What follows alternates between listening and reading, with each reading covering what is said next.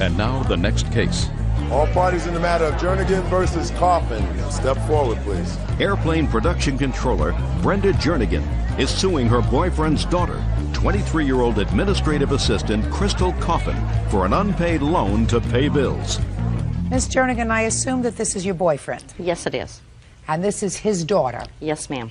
And it is your claim that you made a loan to Miss Coffin, Yes, your ma'am. boyfriend's daughter, in the amount of $2,000, that she's made some payments on the loan, but she still owes you a little over $1,700. Miss Correct. Coffin said she's never borrowed any money from you. She took some money that her father gave her, but she doesn't owe you anything. So tell me about this loan.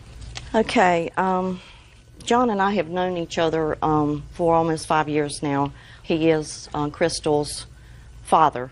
We moved in together in September of 2000, and soon after that, in December, I decided to loan Crystal $2,000. Well, tell me how that came about.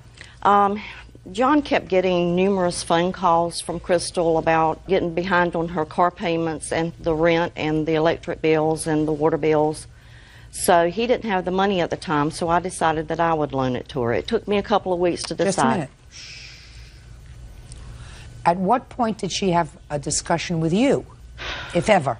I did talk with Crystal sometime around the second week in December of 2000, and she just told me that she needed to get up to date on her car payments. She asked me if I could loan her some money, and I finally agreed a couple of weeks later to do so, and that's when her dad called her. Why didn't you call her? Because he decided he wanted to handle things with his daughter. Fine, step up. What's your last name? Coffin. Mr. Coffin, then you had a conversation with your daughter? Yes, ma'am. What did you say to her?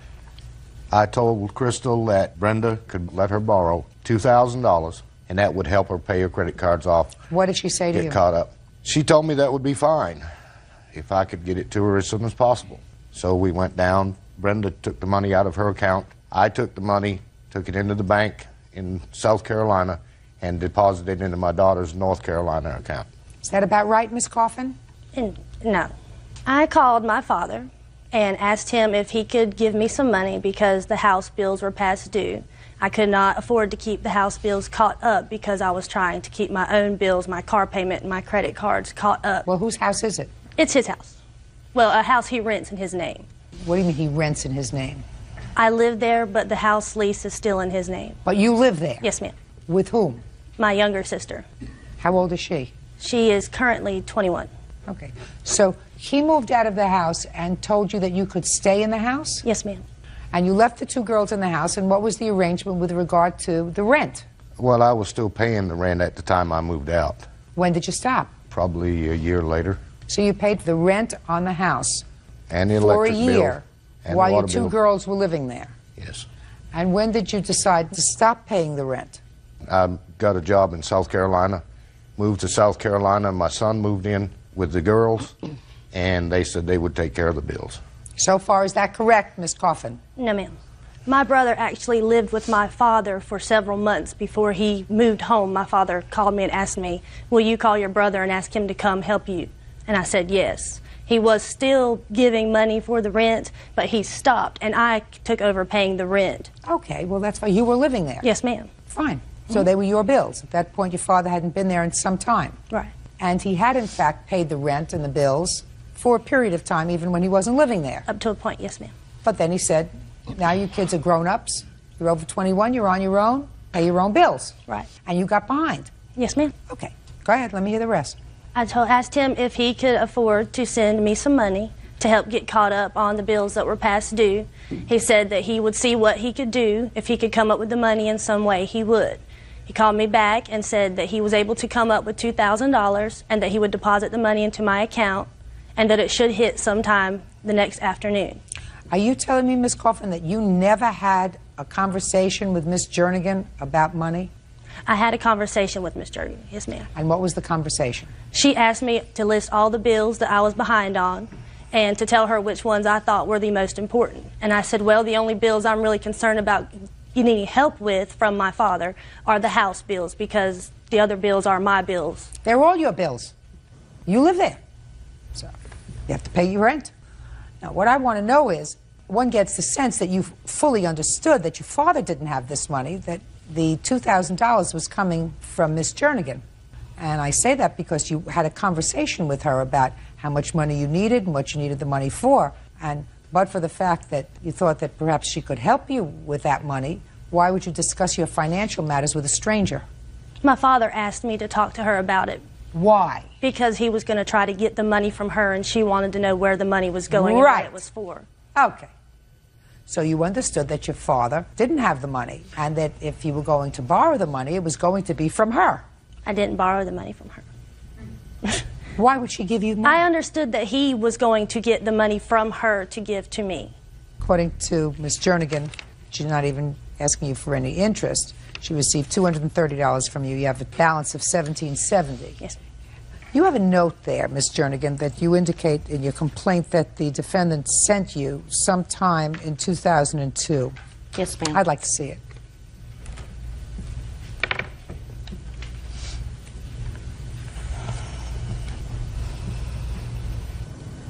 It says, sorry about all the delays. I will try to send something every month from now on. Love, Crystal. Yes, ma'am. So? That was last summer, I believe June or July of 2002. Brenda's mother had passed away, and my father came down for the funeral. He told me that she was emotionally distraught because of all of the bills that had accumulated while she was not able to work, while she was taking care of her mother, and that she was giving him a little bit of a hard time about not having made any payments to her. And he came to me at work and said, I need you to give me some money so that I can give Brenda some money, just so that she'll feel a little bit better. Good. That's a good thing that you gave her the money because you took it from her. And your apology is very clear. Sorry about all the delays because you didn't feel like following through. You owe her the money. Judgment for the plaintiff in the amount of $1,770. That's all. Step out. Parties are excused. You may step out. I was a little shocked that the judge saw it the way that she did. If I'd have had the money, I would have loaned it to her. My father is trying to make me responsible for his debt. I was trying to help Crystal out in a time of need. I'm thankful that my father was able to help me out in my time of need. I would love to see all three of us get, but I don't know if that can happen. This woman and I have nothing further to say or see each other for any reason. I love my daughter to death, and I always will. And now the next case. All parties in the matter of Sims versus Cruz. Step forward, please. Serviceman Billy Sims is suing the daughter of his late father's girlfriend, 21-year-old Christina Cruz. Billy says Christina stole a cell phone off of his father's dead body. Mr. Sims, your father passed away in June of this year? That's correct, Your Honor.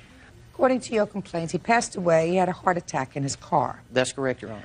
And the defendant was in the car with him, along with her boyfriend? I'm not exactly sure if she was either in the car or if she was following behind him in another vehicle, but they were traveling together. How did they know each other, do you know? The defendant's mother had a relationship with my father. Is that right? So your mom and his dad... We're dating. When his father had the heart attack, were you in the car with him? Yes, Your Honor. Oh. And this is all about a cell phone. That's correct. Because it is your claim that the defendant took your dad's cell phone after he had the heart attack and died. Yes, Your in Honor. their presence Yes, in the Your car. Honor. And Ms. Cruz says that she has the cell phone, but that he gave it to her. Okay. June what did your father pass away? It was June the 18th of this year, Your Honor. What time? I have a copy of his death certificate. May I see it, please? Sure. The coroner put his time of death at about 2:30 p.m. Of course, the... Okay. Did there ever come a time when you got property that was on his person at the time that he died? Yes, Your Honor. When was that? The following day, on the 19th, that morning, the county coroner called me and my brother to come and get his personal effects. Now, we had to get his vehicle. Okay. What personal effects did you pick up? Okay, I picked up his wallet, his checkbook. Okay, wallet. Was there anything in the wallet? His identification and some of those things. Any cash? There was no cash in his wallet, Your Honor. Do you know where your father was going on the 18th of June? Yes, I do, Your Honor. He was doing, my father was retired. He spent most of his time just doing yard work for people, doing handyman jobs really for little or no pay. and he was assisting the defendant's mother on doing some of this work. Okay. When was the last time you had spoken to your father from the cell phone? The morning before his death, probably maybe about an hour or an hour and a half before his actual death. Did you call him or did he call you? He called me twice, Your Honor. From his cell phone. Prior to that, for what period of time had your father had this cell phone? He's probably had the phone almost 2 years. He's had this cell phone, Your Honor. And is that the phone that he uses primarily for his communication with you? That's correct, Your Honor. All right, now, Ms. Cruz, it is your claim, your defense, and you say you do have the phone, and you did use the phone, but that it was a gift to you. Yes, Honor. Now, I'd like you to tell me your version of the events when Mr. Sims' dad picked you up, because that's what happens. He picked you up along with this person? Yeah. Who was this my person? Witness. Oh, that's my boyfriend. So let me hear. He came and picked you up at your mom's home? No, he came over my house and picked us up, and we were going to go swimming. But first, we were going to do some stuff for my mama. Okay. Now tell me about the cell phone. And he took me and my boyfriend to the side and To said... the side of what? Of his truck. Yes. And said, y'all are like my kids and everything, and I'm going to give you my cell phone. We have a deal. You pay me $50 a month. And we agreed on it. All three of us agreed on it. Just a second. So you're saying he took you on the side of the truck and said, you're like my kids. Yes, Your Honor. And I want you to have my cell phone. Is that right? Yes, Your Honor. Did he have another cell phone? No, he just had that one cell phone? Just that one and the house phone. Well, but he had the cell Yeah. phone. That was his cell phone. Yeah. And as long as you knew him, he had only used that cell phone. Is that right? Yes, Your Is Honor. that right? So on that day, he said to you, you're like my kids, I want you to have the cell phone.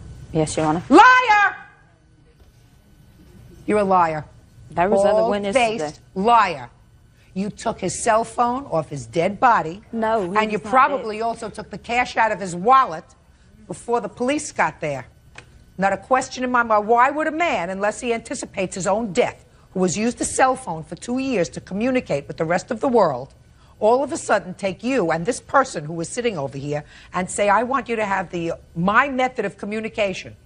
Why in the world would he do that? You're like my kids. If you're like my kids, then he goes and buys you a cell phone and said, here's a cell phone. No, because he got tired of carrying it around and everything. It was too heavy. It was too, just a minute. Please do me a favor. Put your hand down. I don't have to listen to that baloney anymore. It's baloney. Could I please see the expenses that you are claiming for the cell phone? Yes, Your Honor. Did they use it, by the way? Yes, Your Honor. They used it. Those 3 days, there were approximately about 400 minutes that were used. And I have those... Well, just a minute. How much was the cost? The total cost for the cell phone minutes, it was 35 cents a minute. I don't have that itemized, but... Well, just a minute. Did you ever get a bill from them for this? Yes, Your Honor. Well, I want to see the bill that you got. This has the outstanding minutes that he had left over in excess that we had to terminate because it could have been transferred over to his next of kin. That's what the first statement says. That's from the wireless people. No. I understand what you're saying. Mr. Sims, listen to me. What you're saying is he had sort of credits, that it didn't cost you hundreds and hundreds of dollars because they took the phone, but that you as his beneficiary or next of kin could have used those minutes if you wanted to from his cell phone plan. Is that Yes, what your yes, plan Your is? Get a life. Where's the phone? We don't have it anymore. What'd you do with it? The guy that was staying with Billy, his daddy, took it. And it's my brother. Your Honor, there was no one staying with my father. He lived alone. But we asked her the Friday when we first found out that she was the one that had the phone. When she returned the phone call, she said that we were not going to get the phone back, that she got to the phone before we did, and that he's dead, and she's just as entitled to it as... Let me tell you something. Some people will be happy, productive, moral people their whole lives, and they will raise, hopefully, happy, productive, moral offspring. And some will not. We're not talking about a lot of money, but we are talking about those people who have the capability of being moral people and those who lack the capability of being moral people. Yes, we're talking about a $40 phone bill, which you're going to get, and let's say your father really had a state-of-the-art telephone. A really good one costs $150, is that right? Yes, really Your Honor, good it's one? on the estimate. $150 plus 40 is $190. You don't get paid for the minutes, right? And I want you to do you have to feel sorry for them. I want you to feel sorry for them. Don't be angry with them. They're never going to be able to get smarter. They're never going to get more morals that anywhere relate to what civilized people do. Because anybody that could take property off a dead person, which is what they did, will never change. Because I don't believe that anybody, your father's age, drives a car and rides around with not a dollar in his wallet. That's correct, Your Honor. I don't believe that that happens. That doesn't happen. So if you're a death scavenger, you're never going to change. Judgment for the plaintiff in the amount of $190. That's all. Parties are excused. You may step out. We didn't took it. He gave us it. There are people in this world that are going to act that way, so instead of being angry, pity them, and that's what I do. I felt sorry too because he died on me. I'm very happy with the judge's decision, and I'm glad that we can finally put this part of my father's life to rest. 21-year-old assembly operator Monique Betker is suing the father of her son, 26-year-old machine technician Robbie Schwant, for the return of her furniture and for breaking her nose. Robbie is countersuing for car rims he inherited from his deceased brother. Order. All rise.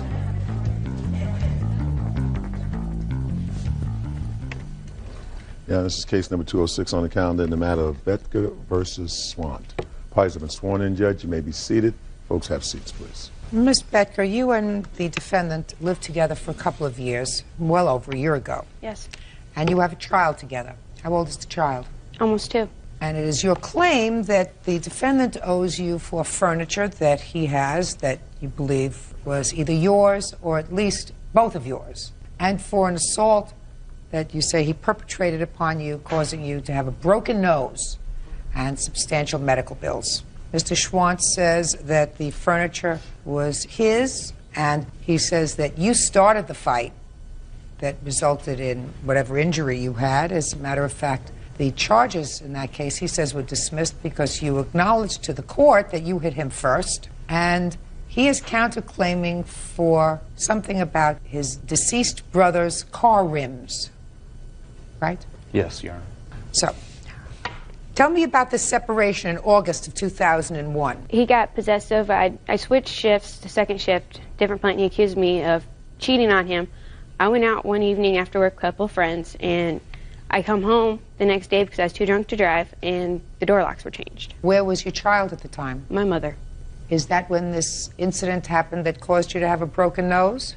Yes, because I went the next day to receive my belongings, and we started arguing. He kept following me around the apartment. I noticed most of my stuff was broken. So what happened? I started packing up my clothes, and he was yelling at me, calling me obscene names, and he called me a word I didn't really like, and I threw a burp rag at him, and he come at me with a fist. Threw a what? A burp rag. Yeah. And then he punched me in my nose. Your Honor, that's... I'll let you tell the story. Yes, sir. And what happened next? I called the cops. I have a copy of the police report. Okay. I'd like to take a look at it.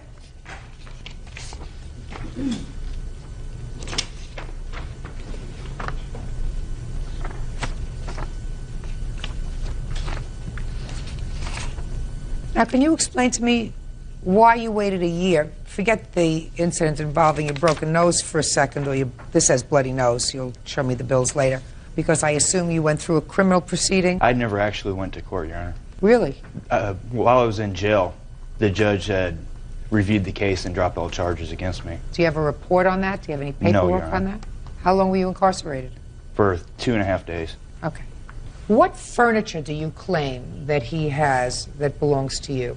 My living room set, my bedroom set, and other small belongings, which All I right, have let's a start list. with living room set and bedroom set. Who bought it? My mom bought the living room set. I bought the bedroom set. Is that right? The living room set, her mother gave both of us Yeah. while we were together. Okay. The bedroom set she did have before we even got together. So why didn't you give him back to her? She took my son, and then over the next 2 months I wasn't able to see my son, so I had no contact with her whatsoever. And then later when I moved out, then she had more than ample time to come get her stuff. I had talked to her, so I ended up putting her stuff in storage at my own expense because I didn't have the heart to just leave it in the apartment and let it be taken. So where is it now? They're at my apartment. Okay. She wants him back. Well, the problem with that is I was given joint custody for my son. I don't care. I don't care. The living room set and the bedroom set she wants back. Get it back to her. Your Honor, she owes me several $1,000s. For what? For the tires and rims, for... Just a minute. We're going to get to your complaints. I'm talking about things, not money. She has to get back the living room set and her bedroom set. They're hers. What else? There's a list of Beanie Babies, some clothes. I've tried numerous of times to get my stuff back, and he come get it. Oh, don't come get it. Come get it. Do you have her stuff? Someplace? I have some of it at my apartment, some of it at my parents' house, and a lot of it I've given back to her already. Okay. Whatever you have a child together? Yes. Do you share custody, I assume? Yes. Now at this point you share custody. So it's a very good idea to maintain nice relations with her. I've been Pleasant. trying, Your Honor. Very good. So pack up all the stuff in boxes. Tell her where she should go to pick them up. You live close to your parents? No. No. Your Honor, she's What? had more than enough ample time over the last year. I've told her several times Listen! to come get the stuff. But what are you doing with it? A lot of it was sitting in storage for 5 months. Fine, while but she now had it's still chance to- there. Mr. Schwantz, I don't understand you, sir. Now it's there. You said you have some of it at your house, you have some of it at Correct. your parents' house, right? Yes. Get it together and give it back to her. Are you telling me that it's being used? Yes, it's being used in What- my home, which I'm providing for my son when I have him half the time. Mr. Schwantz, I want you to understand my words. The bedroom set and the living room set are going back to the plaintiff. Yes, Your Do Honor. you understand? That is the order. Yes, Your Honor. Good. As far as the other things are concerned, physical things, put them in boxes, and she's going to pick them up. And I'm going to suggest, Mr. Schwantz, that if you don't want to be an immature baby, you put them in boxes, wrap them up nicely, store them nicely, so that you don't have any quarrel with her. Because you have a child who's 2 years old, and for the next 16 years, you're going to have to get along with each other. So don't make a mountain out of a Beanie Baby. Do we understand each other? Yes, Your Honor. Okay, good. Then don't speak anymore. Now, you want to tell me, he says that it wasn't just a throwing of a rag in his face, that you slapped him first. Is that true? That's false. Want to tell me what happened? We had gotten into an argument. That I know. Okay. The argument got heated. I called her, and she turned around. She had a rag in her hand and hit me with her hand. And after The rag in it. Yes, with the rag. She was holding it in her hand. She hauled off and slapped me across the face. Slapped you. And what did you do to her? I turned around and I slapped her back. Slapped her or punched her? Slapped. Judge Judy continues in a moment. Now, mother gave you the living room set. Gave to both of us, Your Honor. Didn't make any difference who you were. If she had chosen Bird, she would have still given her a living room set. And later today, She said, purchase me 2 tickets, so I did. For Britney Spears concert. He didn't tell me it was in Indianapolis until he wanted me to pay for them. real cases, real people. Judge Judy. Monique Betker says the father of her son, Robbie Schwant, assaulted her, breaking her nose. Robbie says Monique hit him first. Well, could your slap have caused her a broken nose? Possibly. Okay. I'd never seen any reports of anything, Well, no let me doctor see. bills. Let or- me see.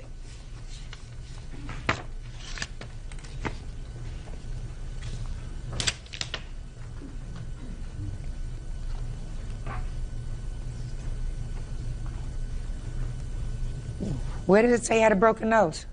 They couldn't find that paper, but it does say that It I had a doesn't fractured say. It nose. says nose possible fracture. It says headaches, whatever, and it says nose injury, possible fracture.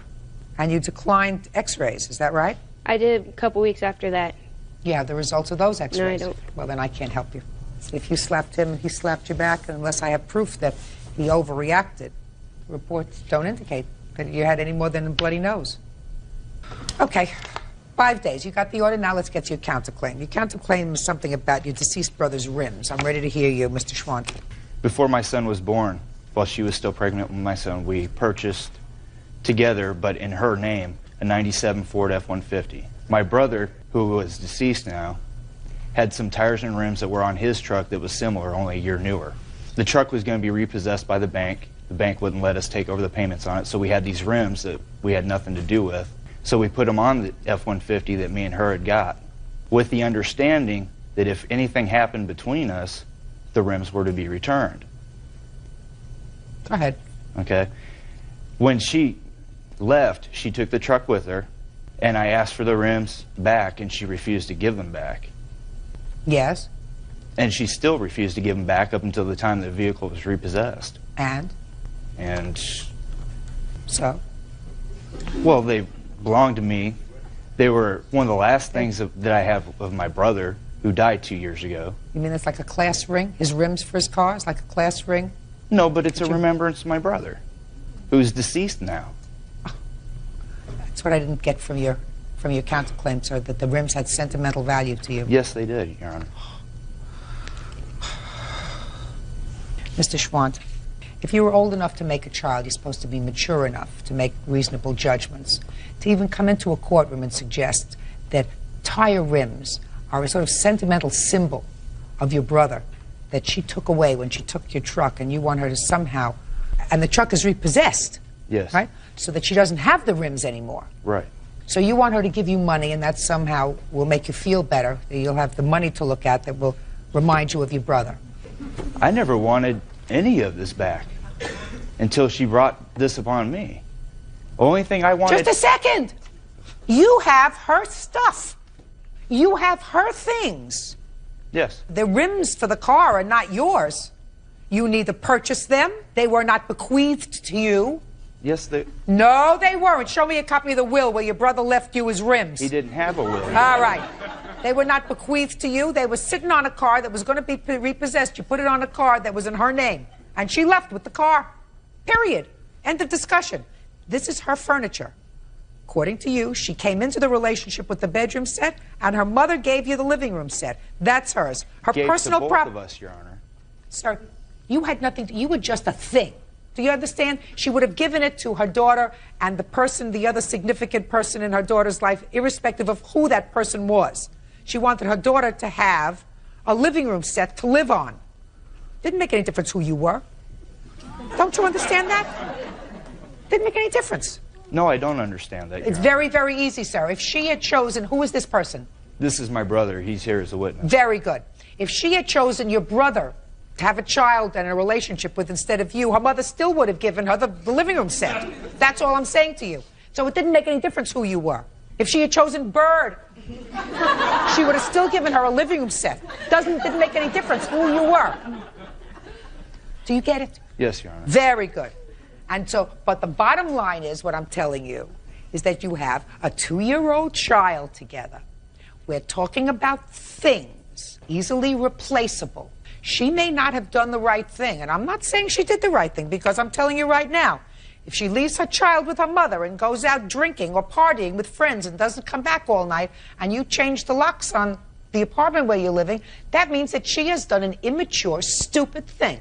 Because when you have a young baby, you don't go out and play all night. You understand? Yeah, sure. Yeah, sure. You understand. So I'm not saying she's Miss Goody Two-Shoes. You have to Yes, Your Honor. understand. But you share custody with her. And if we're talking about things, Beanie Babies, I mean, what a mother of a 2-year-old child wants to do with Beanie Babies, I haven't a clue. I haven't a clue. But you picked her. You Right. have to deal with it. So get her stuff together and give her stuff back to you and stop being a big baby over ribs. As far as the broken nose was concerned, I don't see Your any Honor. proof of a broken nose. Your Honor. What? Can I add some things?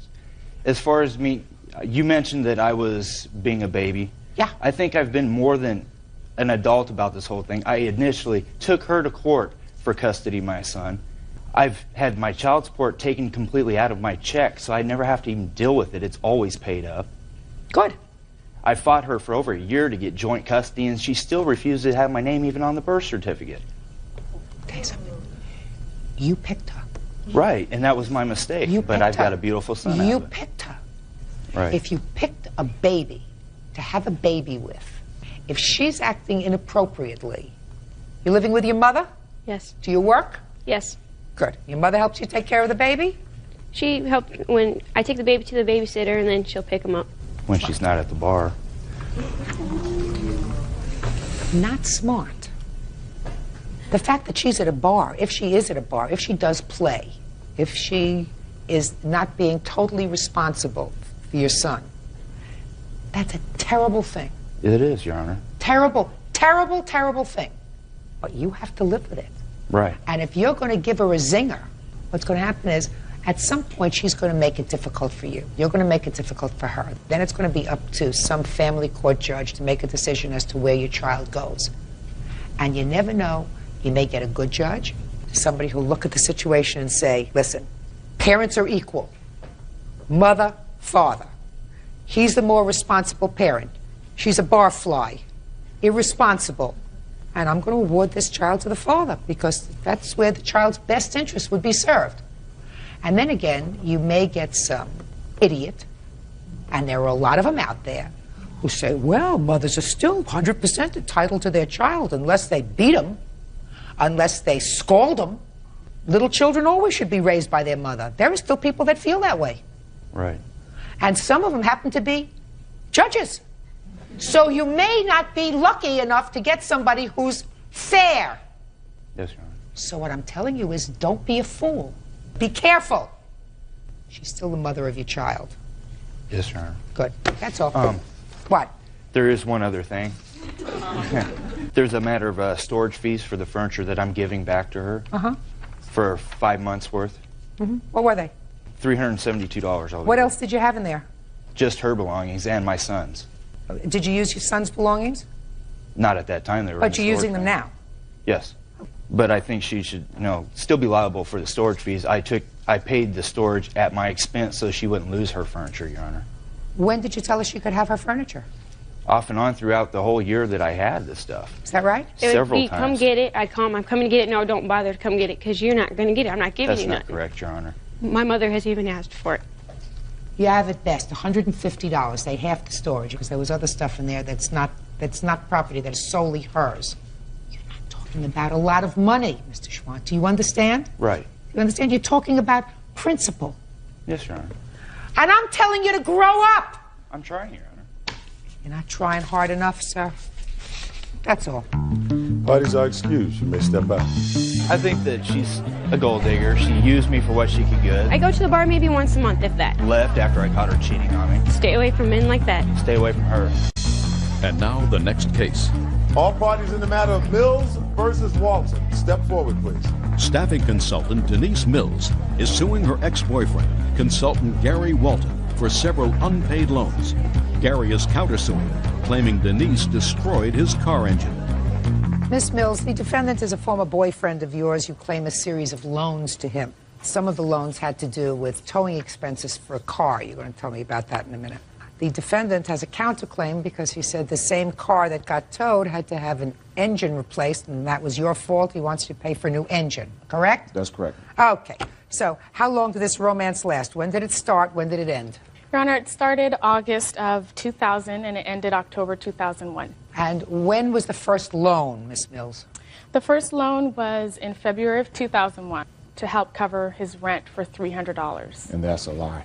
Listen, I want you to answer me only when I either look at your direction and go, something like that, or ask you a question. But we don't just shout out here. Gotcha. Okay. Do you recall the defendant giving you money for rent? No, Your Honor. She never gave you any money for rent? No, Your Honor. Okay. Tell me the circumstances surrounding that, Miss Mills. Sure. He was a wannabe actor and model, and when times were a little slow for him, he did approach me and asked me, and he was a little embarrassed and stuttered a little bit and asked if he could borrow $300 to cover. And what did you say? You said he could borrow the $300? Sure, absolutely. What was the payment schedule? He had told me that he had a couple gigs where he was going to be receiving residual checks and that he would be paying me back from those checks.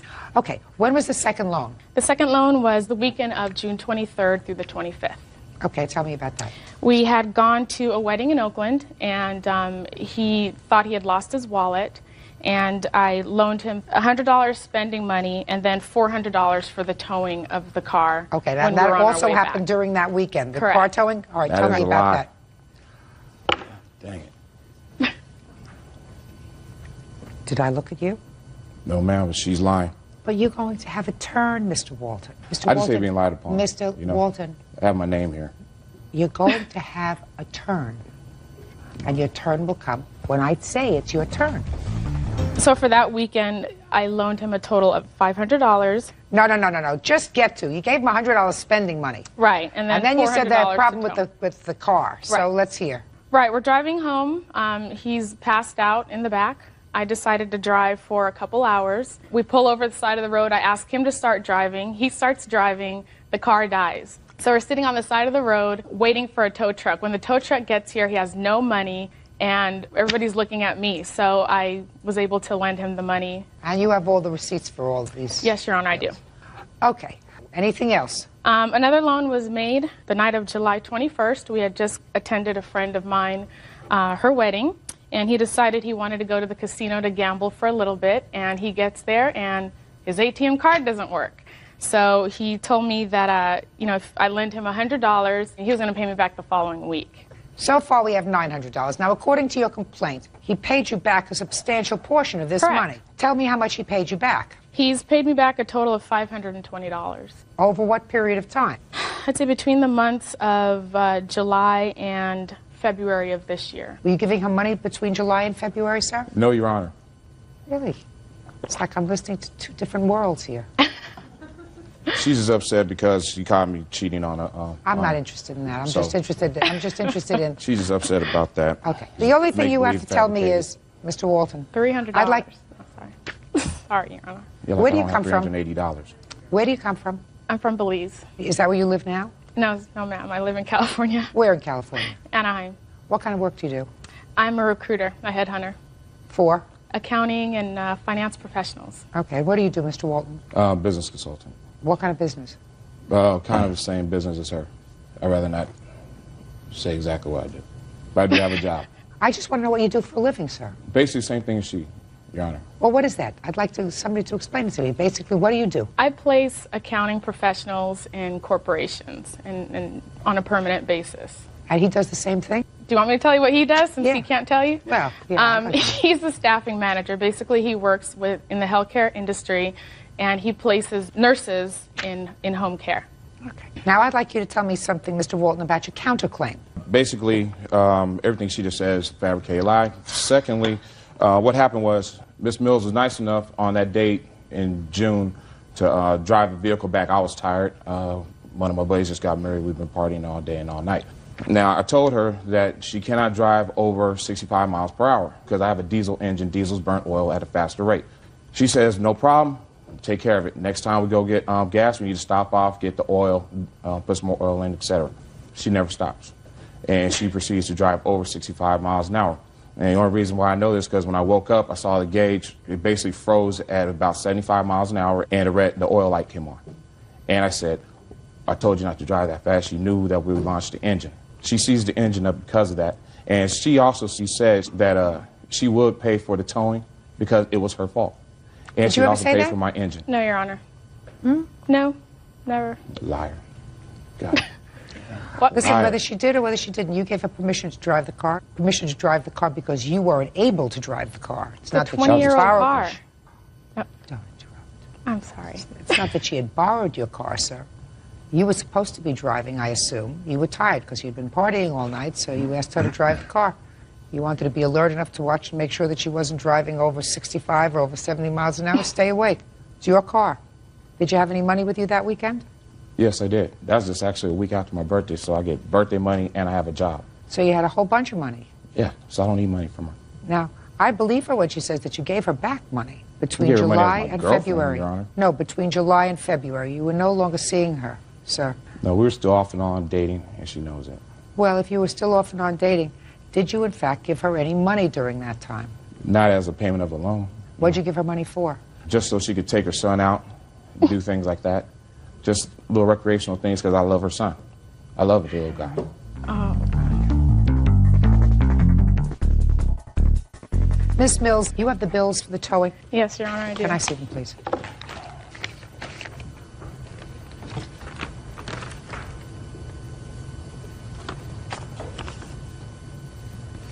Okay, so it's clear that she paid for the towing, right? Yes, she did. Uh-huh. Good. Any other receipts you want to show me? Your Honor, I just have statements documenting the withdrawals of the cash, the locations of the bank. Not necessary. Okay. I'm just curious as to why you kept such good record of this. You know, $100 here and $300 here. Well, Your Honor, it's you know, I've never been in a relationship where I've had to give a man money, ever. And when he first approached me, I was very uncomfortable. But because I did love him, I cared about him, and I trusted him, that's why I did it. And I think I'm the type of person, I just like to keep those records because you never know. And this is a perfect example of you never know. I mean, we were having a great relationship. All right, well, your lawsuit seeks $380, including the towing charge. I do believe you that he gave back some of the money.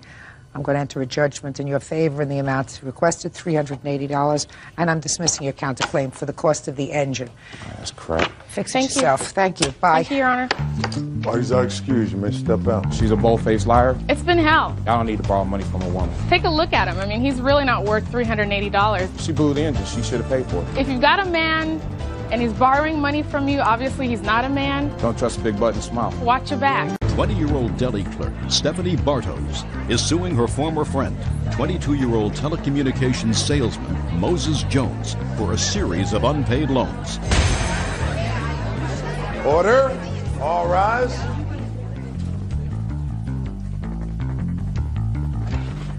Now, this is case number 78 on the calendar in the matter of Bartos versus Jones. Parties have been sworn in, Judge. You may be seated. Sir, have a seat. Miss Bartos, you and the defendant had been good friends for a very long time. How many years had you been good friends? Between 4 to 5. And you claim a series of loans to him. Yes. Mr. Jones, while acknowledging that you gave him some money, is that right, sir?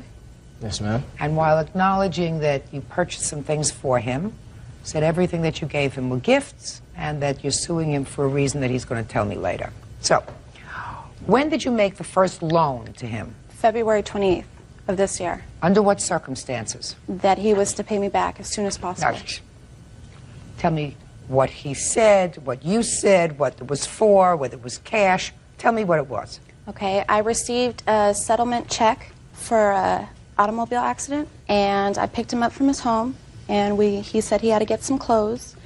We got the clothes, shoes, all that stuff, and he stepped outside and he asked me if I could pay for it for him. Is that what he said? Could you pay for this for me? If I could do him a large favor.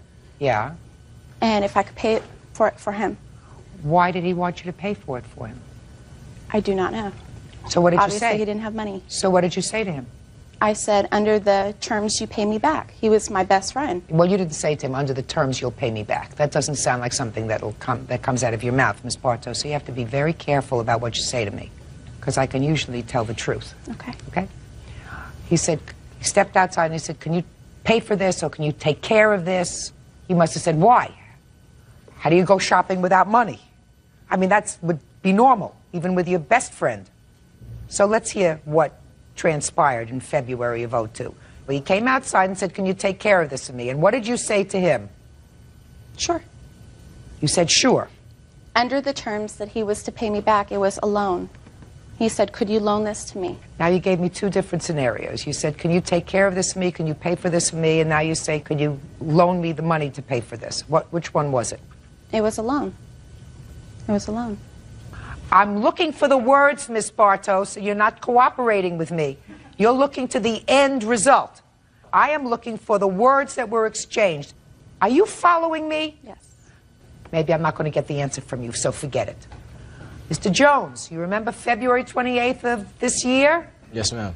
Tell me about the clothes shopping. I had to get some new clothes.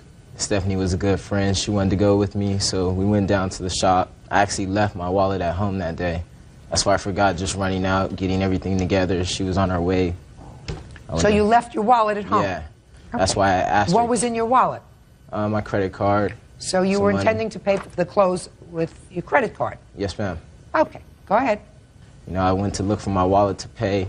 Didn't have it on me. I said, Stephanie, can you pay for it? She said, sure. And that was that. Well, did you mention to Stephanie, because you must have mentioned to Stephanie, can you pay for this for me? I left my wallet home. Mm-hmm. Is that right? Yes, ma'am. Is that your story? Yes, ma'am. Does that sound familiar to you? No, it doesn't.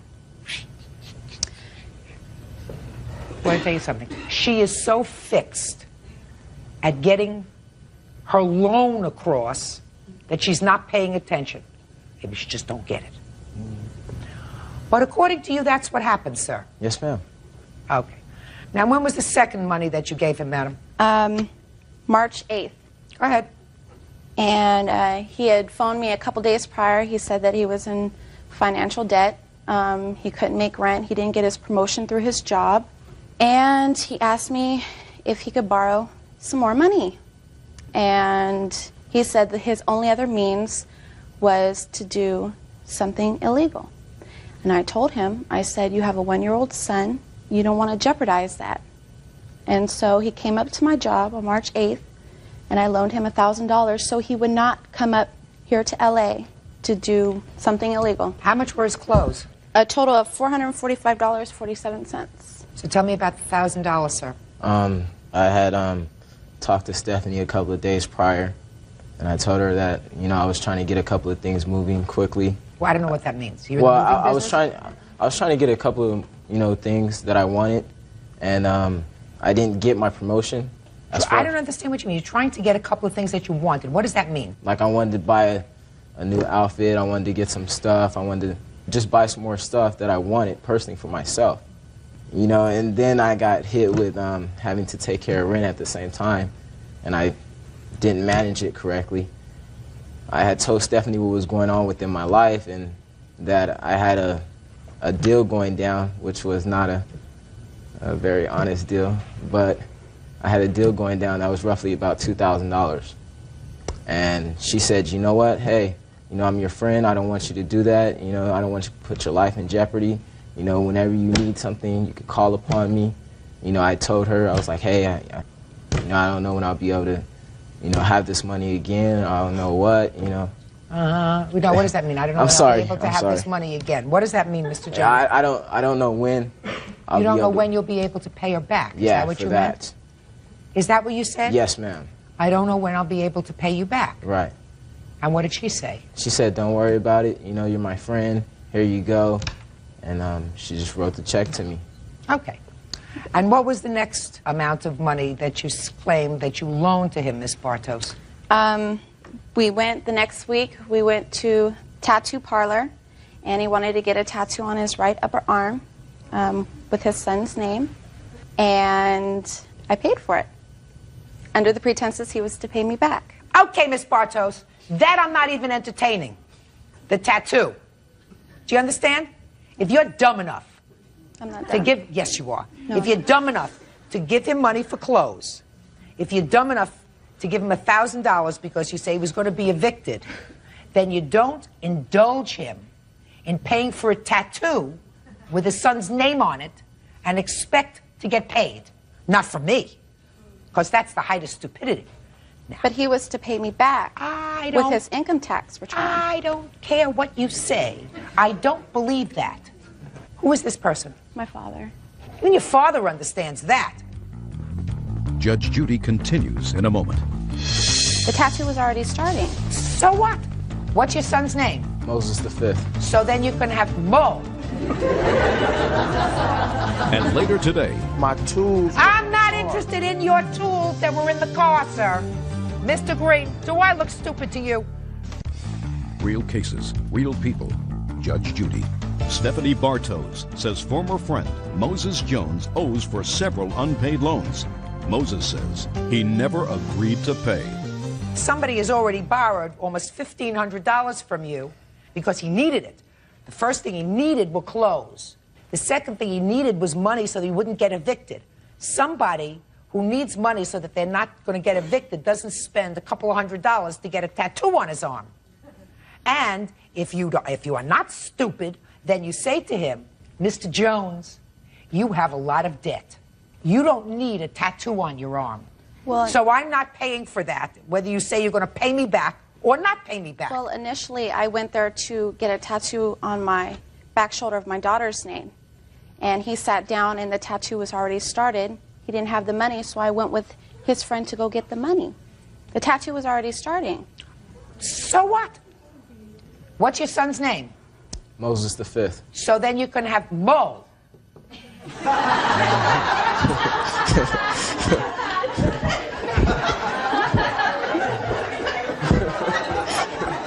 understand what I'm saying? Order. Okay. Shh. Then you find out, because you called him, and you find out that he got married. Is that right? Yes. Because that's his defense. He says, you're really mad about all these things because this very best friend of yours had gotten married 2 years before and didn't tell you. Right? Mm-hmm. How come you neglected to tell your very good friend that you got married, sir? Well, that's a weird situation that happened. That's not weird. It is weird if I were to get into the details about it. But, you know, it was a situation that I wasn't very comfortable with. And I was in the process of a separation. That's why... Well, you weren't separated at the time you got married. No, I wasn't. Right. But So when I got married, me and her weren't even really talking. There was a 2-year gap where we didn't even talk. So, but then somebody picked up a phone, somebody met in the street and whatever, and you say, hi, how you doing? No, good. How are you doing? Anything happening? What's doing? Yes, I got married. Right. But you didn't say that. No, because... Did you say that? Did you tell her you were married when you took the $1,000 from her? No, I was... Were you living with your wife at the time? No, I wasn't. Yes, he was. Yes, he was. And I was there. Hmm? I've gone there before. All right, Miss Bartos, despite yourself and in spite of yourself and your testimony, Mr. Jones has cooked his own goose because Mr. Jones testified that he was intending to pay for his... Stop smiling, it's irritating.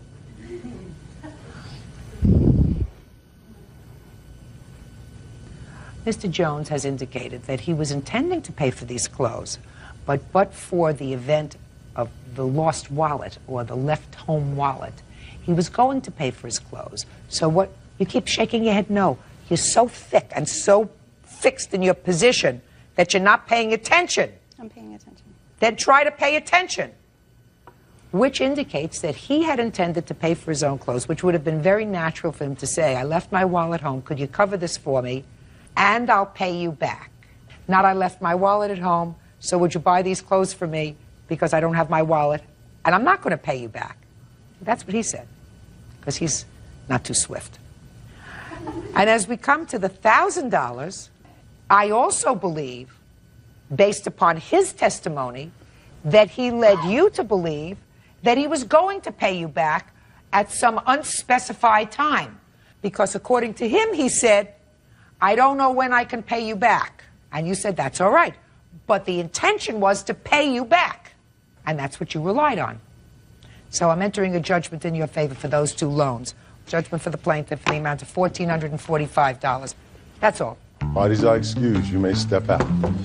He lied to me. He had been married, never told me. You know, I don't feel it was a betrayal just because I didn't tell her. He stood up there and blatantly lied. 2-year-old daycare provider Christina Harding is suing her former roommate, 23-year-old real estate agent Charity Zimet, for unpaid rent and bills after she broke the lease. Order. All rise.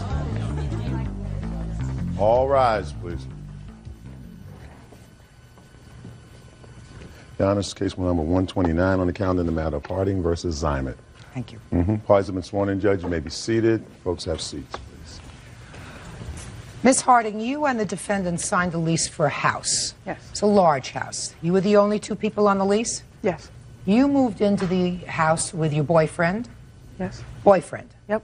Ms. Zimet moved in with her 2 children? Yes. And there was someone else living in the house, too?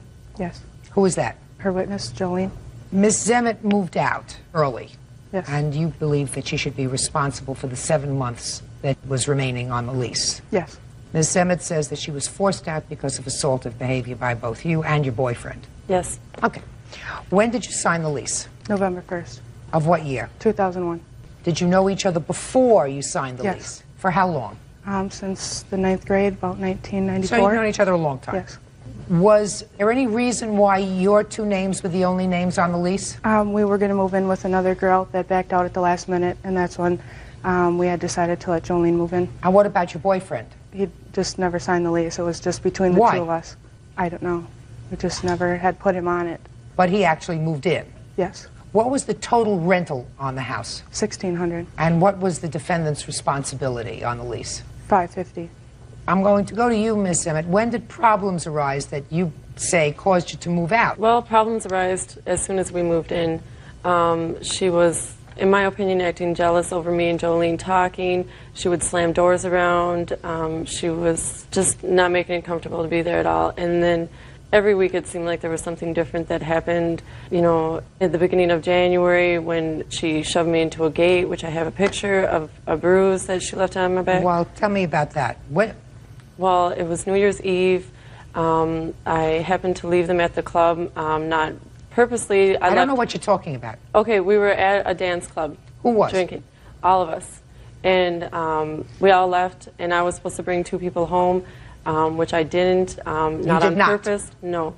Not on purpose. Didn't bring them home, which included Jolene and Archie's sister. You all went to a dance club. Right. You were supposed to take 2 people home. Right. Jolene and the boyfriend's sister. Yes. You didn't do that. Right. You say you didn't do that on purpose. Right. Because she was highly intoxicated. You did it. It was accidental. Right. But something happened when you got home.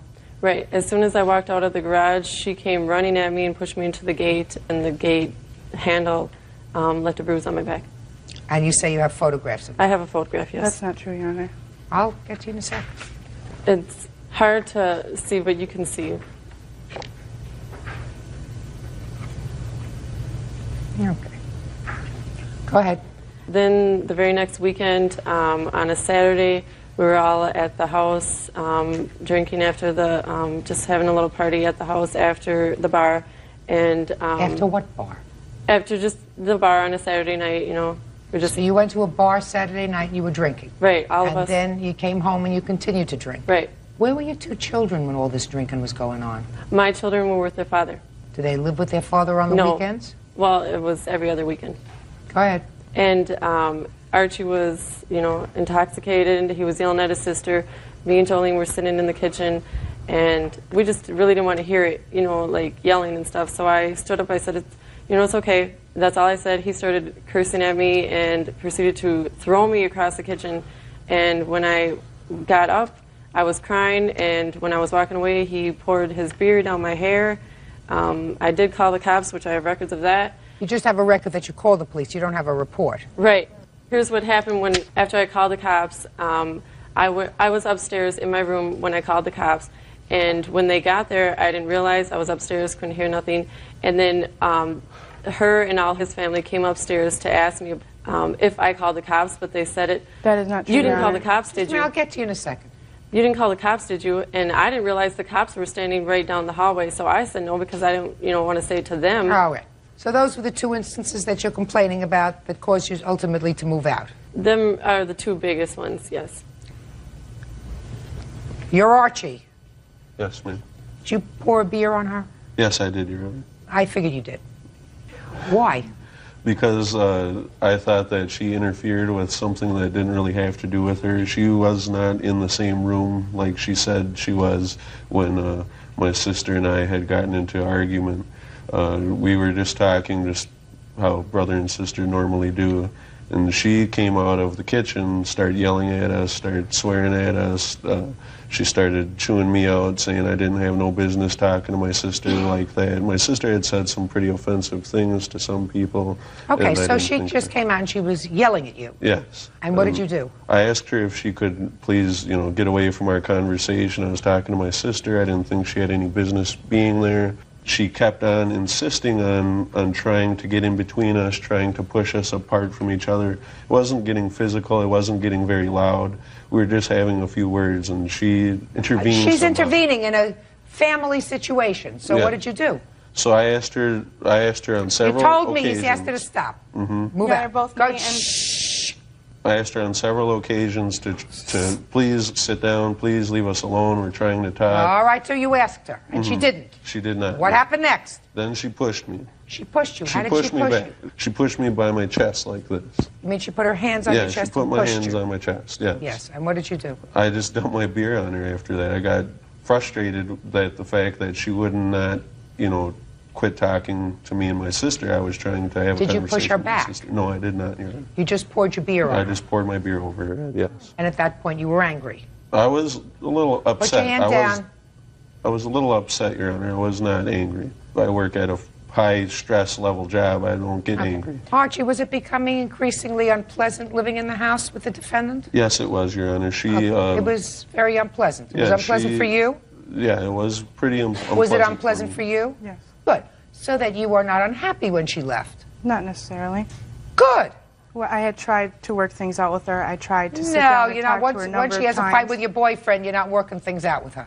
It was before that also. Once she has a fight with your boyfriend, you're not working things out with her. Judge Judy continues in a moment. She and our other roommate had brought numerous guys over that we all had baseball bats and shovels and jumped my boyfriend. He ended up going to the hospital with 8 staples in his head. Real cases, real people. Judge Judy. Christina Harding says former roommate Charity Zymet owes for breaking a lease. Charity says she feared for her safety. Now, you moved out in January? Yes. Well, I paid January's rent, full January's rent, but I moved out at the beginning, but I still had some stuff there until the end of January. Okay. Is that true? No, she did not move out. She put a padlock on her door, and she would come every day, pick up a little of her stuff, and go. Well, that's what she says. She says she moved out, but she left her stuff there Yes, through she the end didn't of the month. officially And she move did out till pay the end of January. And she did pay January's rent. Your Honor, she did not move out. She was there just about every night of the week. Fine, but she paid January. Yes. Okay. Come February, is she gone? Yes, she was gone the end of January, but she had not given me any notice. If you think that I don't see your hand, I do see your hand. I'm not interested in asking you any questions right now. Your Honor, I asked her numerous times when I could plan on her moving out so that I could find another roommate. Okay, so now you know at the end of January she's gone. What did you do to find another roommate? I had asked her numerous times throughout January when she would be out so that I could find another roommate. You're not listening to my question. Your Honor, she was... I said now you know at the end of January she's out. What did you do then to get another roommate? I had another roommate set up to move in on March 1st. And she and our other roommate brought numerous guys over that were related to Jolene. And they all had baseball bats and shovels, and they jumped my boyfriend. He ended up going to the hospital with 8 staples in his head.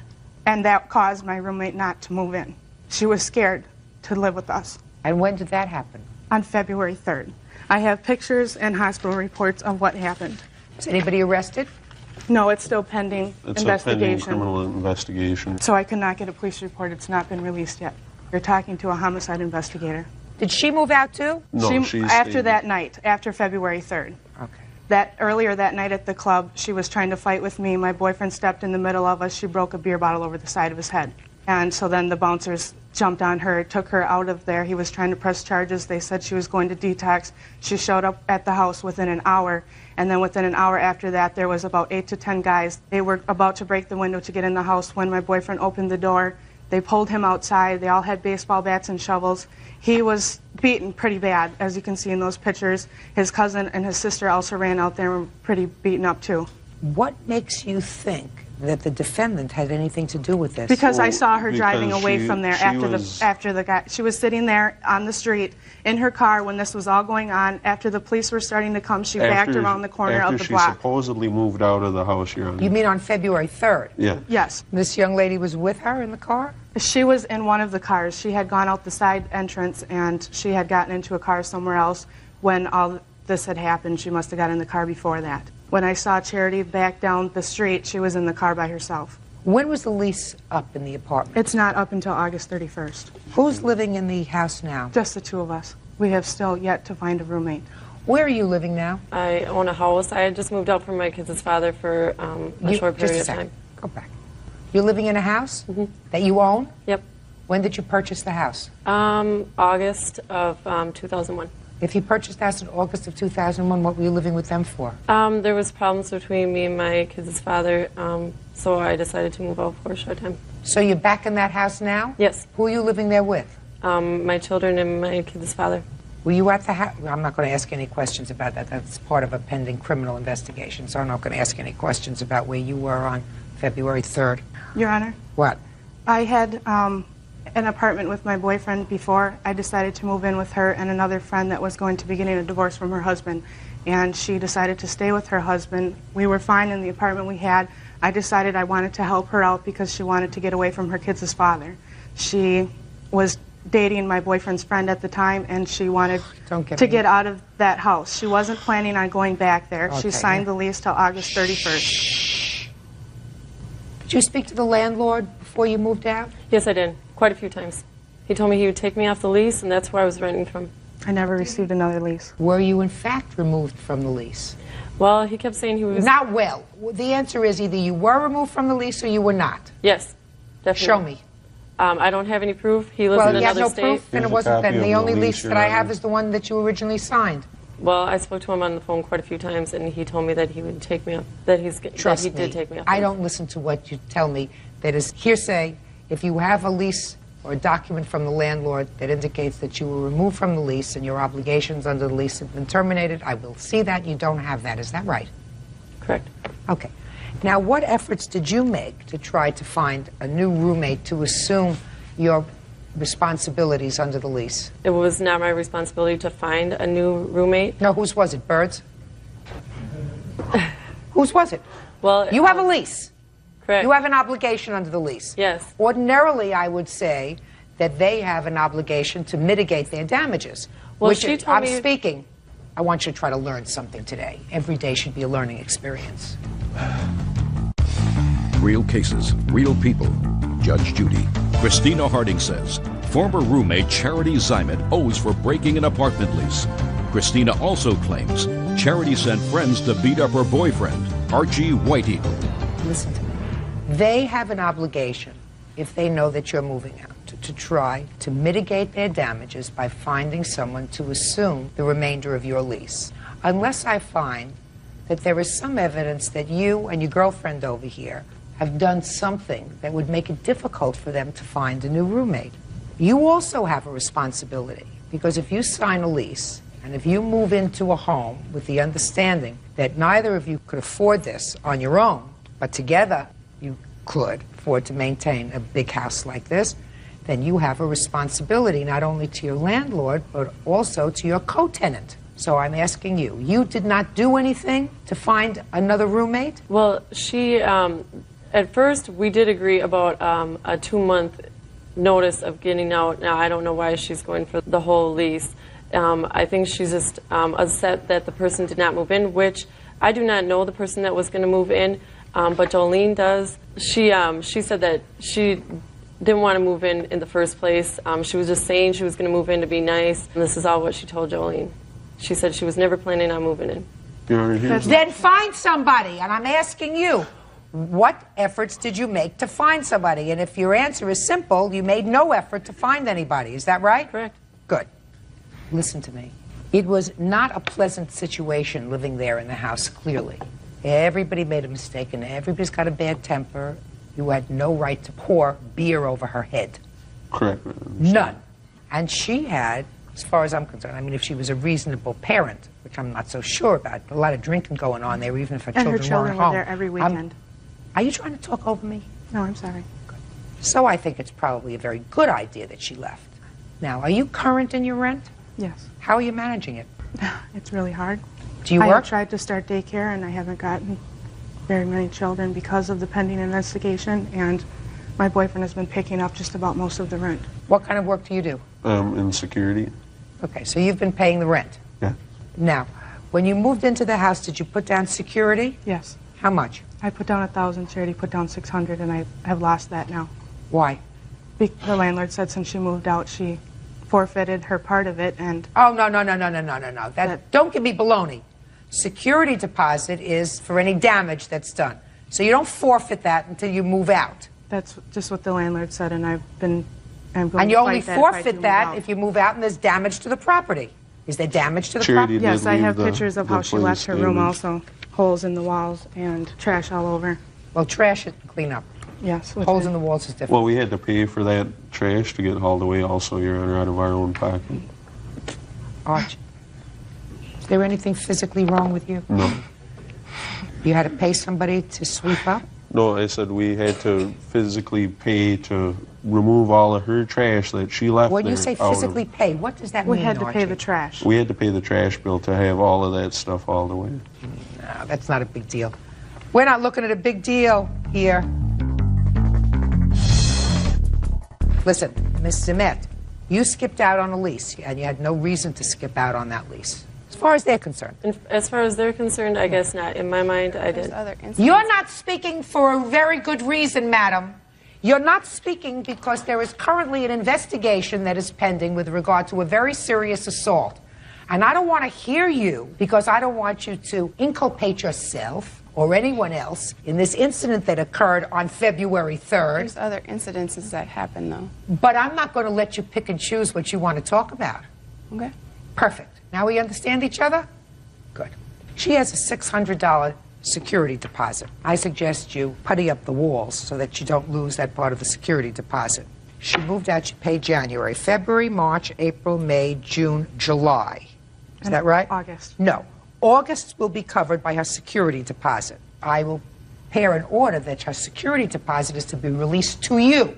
Okay. Do you understand? Yes. That covers your last month's rent. So it's 6 months at $550 is $3,300. I also have bills that she didn't pay for December and January. What bills? The trash bill of the electric bill, the water bill, and the cable bill. Good. Consider that paid for by the dumping of the beer over her head. Judgment for the plaintiff in the amount of $3,300. That's all. Parties are excused. You may step out. Very vindicated. Feel that Judge Judy was on her side and that she sided with the correct side and that she made the correct decision. I don't agree with the judgment. I will choose my friends and my roommates very wisely from now on. I think she shouldn't have got anything. She's been telling people lies about me. All the lies she said in there? The things she said in the courtroom that my boyfriend pushed her, that I pushed her.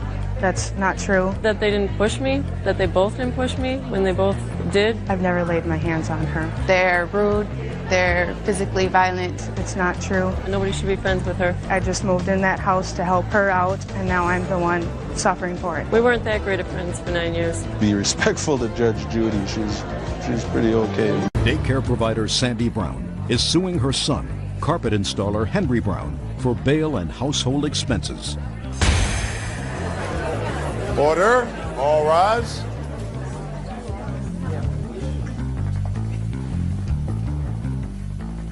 Yeah, this is case number 48 on the calendar in the matter of Brown versus Brown. Thank you. You're welcome, Judge. Parties have been sworn in, Your Honor. You may be seated. Ma'am, have a seat, please. Mrs. Brown, the defendant is your son. Right. Is that right? Are those prescription glasses, sir? Yes, ma'am, very much so.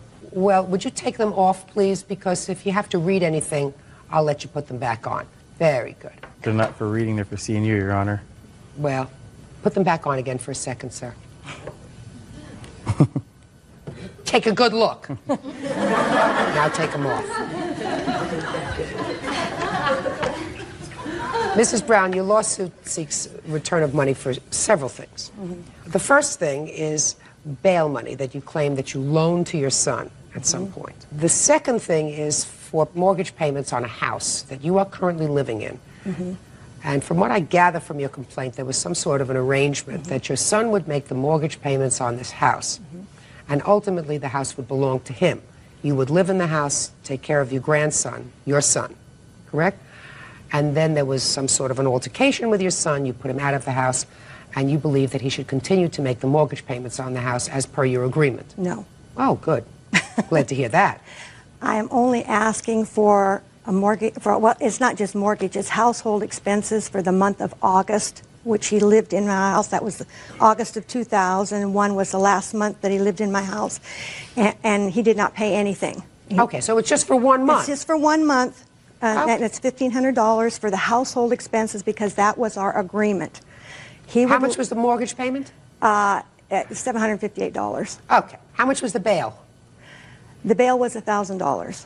And you have proof of that? Yes. I have a bank statement here where I took the money out of the bank. No, I need the bail statement, not where you took the money out. I could not find it. I looked and looked, and I could not find the bail statement. I don't know if he has it or what. All right. And the second thing that you want is for verbal abuse, which you don't get paid for, because you're suing him for $4,000.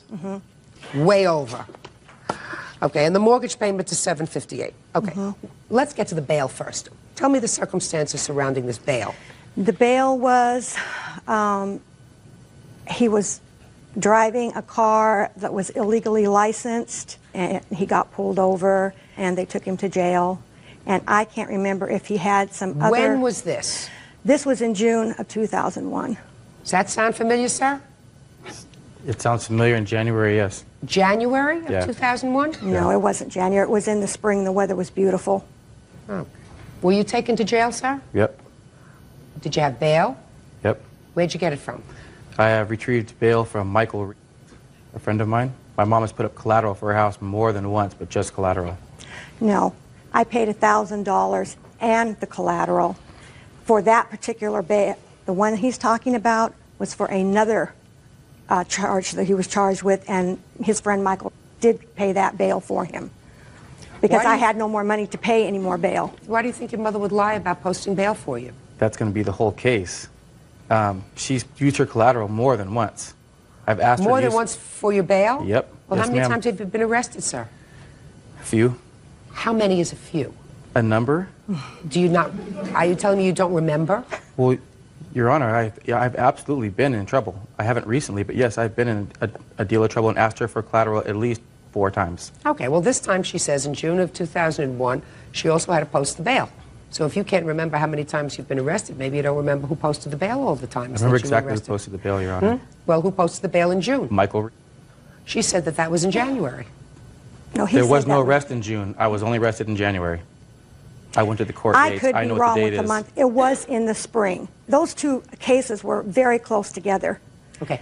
Tell me, Mrs. Brown, did you get a call from your son from jail? Yes. Well, tell me about the phone call. Maybe that will He jog his just called memory. and said that he had been arrested, and he needed to get bailed out, and could I get the money? And I said, yes. The money that I used was money that was supposed to stay in the bank. That's why I am asking for the money back, because the money was for something else. What was it for? It was for, we were going to do some work on the house. Let me look at your statement. You say that you took out $1,000 so that you would have exactly when you took out the $1,000. Well, this is showing up on my June, so that's why I said June. Well, it would tell you the date in June. 6/4, $1,000. Now, tell me exactly where you took this $1,000. Look at me. I bailed him from a bondsman in Tacoma. I could not find that bondsman. I looked in the phone book and I made calls and I could not remember the name of that bondsman. I bailed him out. He went to court. And then, of course, you don't get that $1,000 back because that was the 10%. Let's get to the house payment in August. Did you, in fact, live in the house in August, sir? Yes, ma'am, I did. Beginning of August until when? Till, actually, I think it was after, it was more like the 1st or 2nd of September, I think. And your arrangement with your mother was that you would take care of the household expenses? The agreement of me buying the home was me buying the home, yes, and everything involved with it. Did you pay for August? The money for paying for the August rent was supposed to be paid on that Friday. Something had come up, I didn't get to it. That Friday night is the night that she came home and did her rampage and called the cops and kicked us out that night. Friday night, assuming that I'd already paid, which I had not gotten a chance to pay yet. But it's due the beginning of August, not the end. It gets paid, Your Honor. It gets paid every single month. So your mother is correct that you did not make the $1,500 payment that you were supposed to make?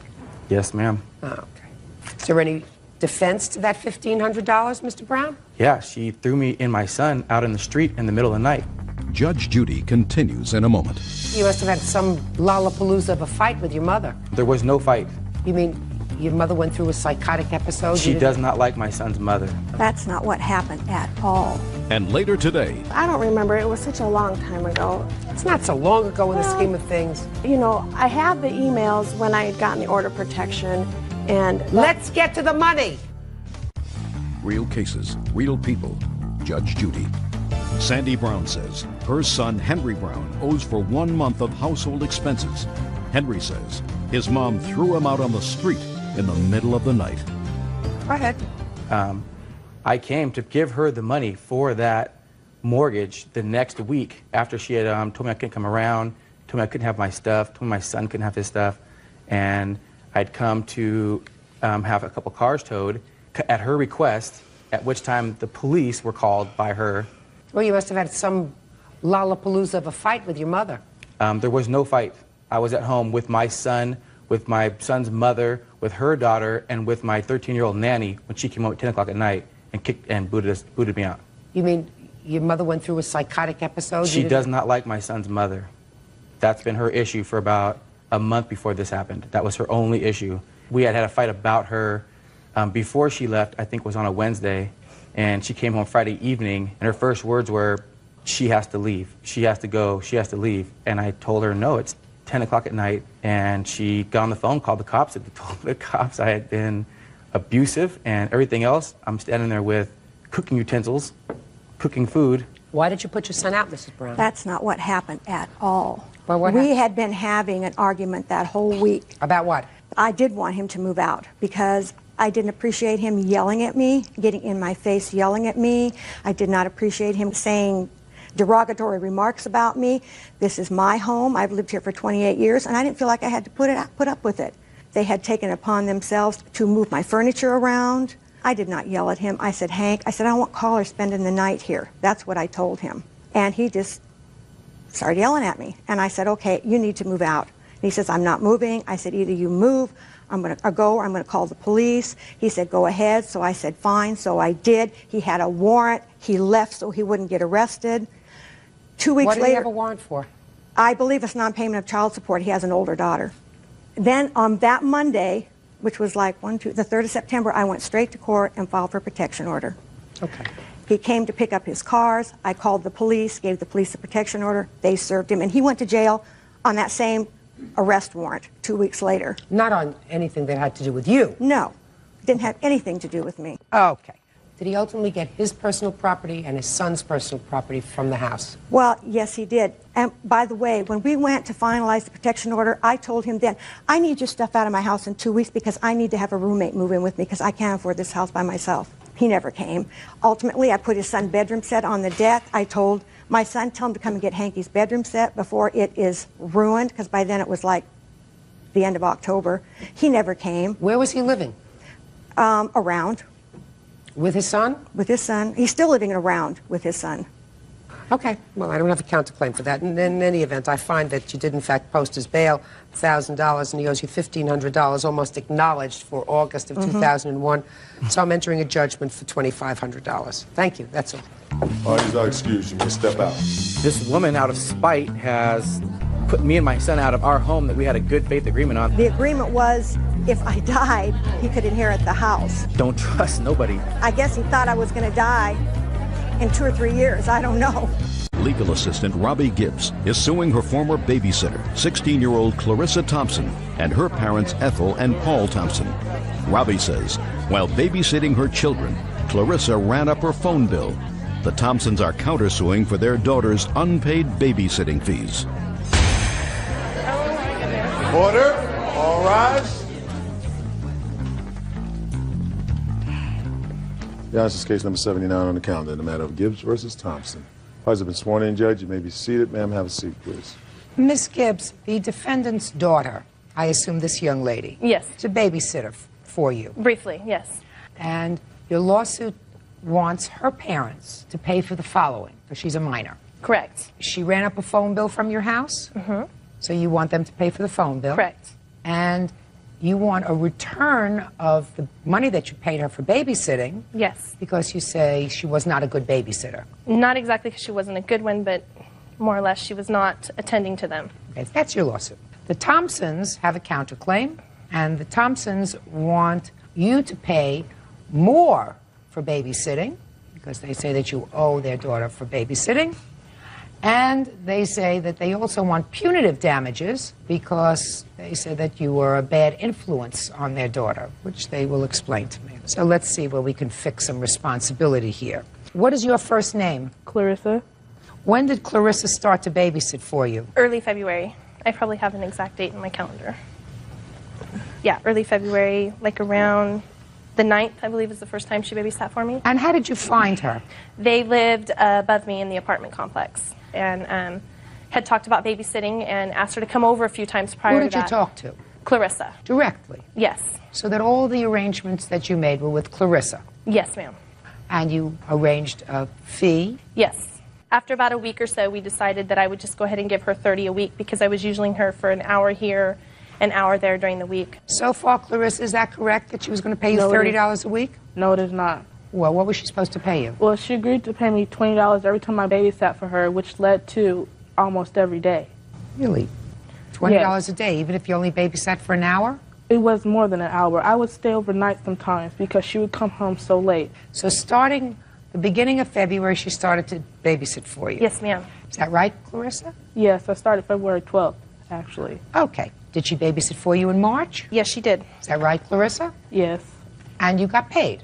Not really. She only paid me like once, and that was $60. In all the time that you babysat for her? Only $60. Really? Yes. What about April? Did she babysit for you? No, in ma'am. April? I received my first phone bill on March 24th. And that's when you stopped the babysitting? Actually, I had stopped babysitting about a week prior to that. I had come home and my 2-year-old had burned a popsicle stick on the stove. He said he was cooking it. Okay. And how many weeks in total had she babysat for you? Approximately 4 or 5. How many weeks? 6. Let's go through your book and figure out exactly how many weeks she babysat for you. Would you like the book? Yeah. I didn't write down always when she babysat. I know I have the first few times written down. She babysat every week for you after you hired her.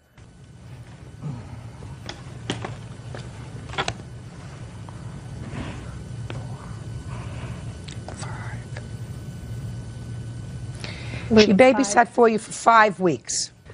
Now, according to you, you were supposed to pay her $30 a week. February 22nd was the first time I gave her $30. So I would imagine it would have been the first part of that week that we had made that agreement. Well, then it's 4 weeks. Okay, so 4 it's about a weeks week. times 30 is $120. Now, how much had you actually paid her? I've actually paid $140 because of the time prior to that. So according to your records, you're all paid up. Yes, ma'am. Okay. Now, tell me about the phone bill. Clarissa would use the phone when she babysat, and from the very beginning I told her I did not have a problem with her using the phone, not to make long-distance calls. I'm a single mother. I don't have means to pay for long distance. I don't use long distance myself. I received my first bill on March 24th, I believe it was, that I put on there, and the long distance charges for that month were $308.40. Who were you calling, Clarissa? It was an ex-boyfriend of mine at the time. Did you know that that was the wrong thing to do? When I first started babysitting for her, she told me that I had all privileges of the phone. She never told me not to make long-distance calls. Well, did you make those long-distance calls in your own house? Sometimes. What do you mean sometimes? Well, did you ever get a phone bill for $300 a month? No, ma'am. No, of course not. Don't fool around with me, Clarissa. Don't fool around with me. Okay, so that's $308. Was that the total phone bill? No, then I received one in mid-April for $31 in long distance, $87 in collect calls, and... Was the boyfriend making collect calls to you? No, he always called me direct. So nobody called you collect? No. Does this have the number of the... Yes, it does. Is it the same number that she No, called? ma'am, it's not. It's a Fresno number. And I asked Clarissa, have you been accepting collect calls from this number? And she says, no, I haven't. No, I haven't. And I have here $85 in collect calls. There's... Well, she says she doesn't know whose those are, but it really doesn't make any difference. They're not mine. Let's say they're Clarissa's. Why should her parents be responsible for that? Because she's a minor. No, you're responsible for it. And I'm going to tell you why you're responsible for it. Because you have a mechanism where you can put on your phone a block so that you can't make long-distance calls. I've never had a need for that. Well, of course I you've make long distance occasionally. Let me explain something to you. Your business arrangement was never with Clarissa's parents. Your business arrangement was with Clarissa. And if you want to ensure that things in your house are not abused, you have to take steps to do that. Her parents can't come into your house and do that. You have to do that. They are not responsible for the long-distance call made by their daughter in your house.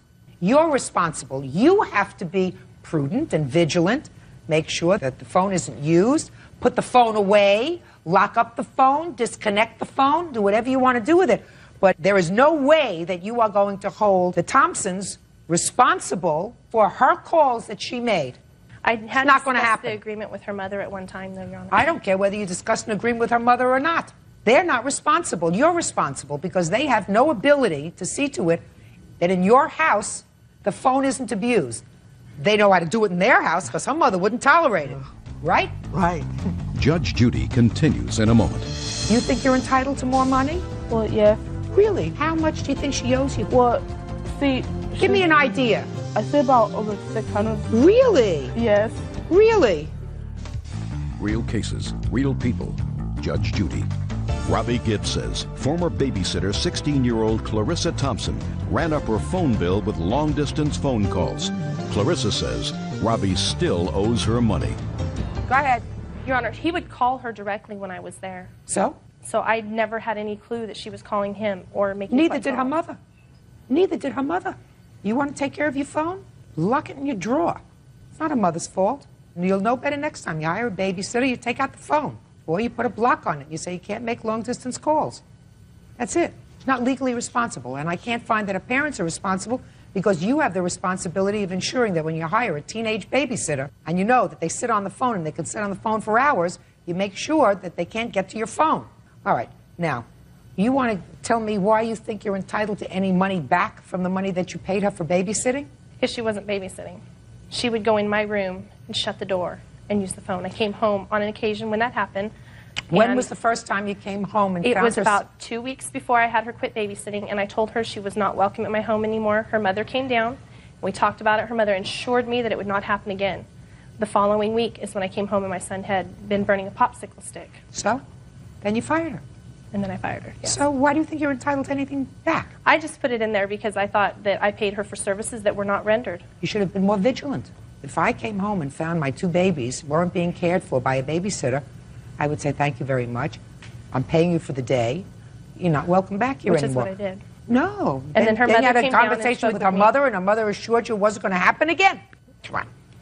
Get real. All right. Now let's get to your counterclaim, if you're serious about it.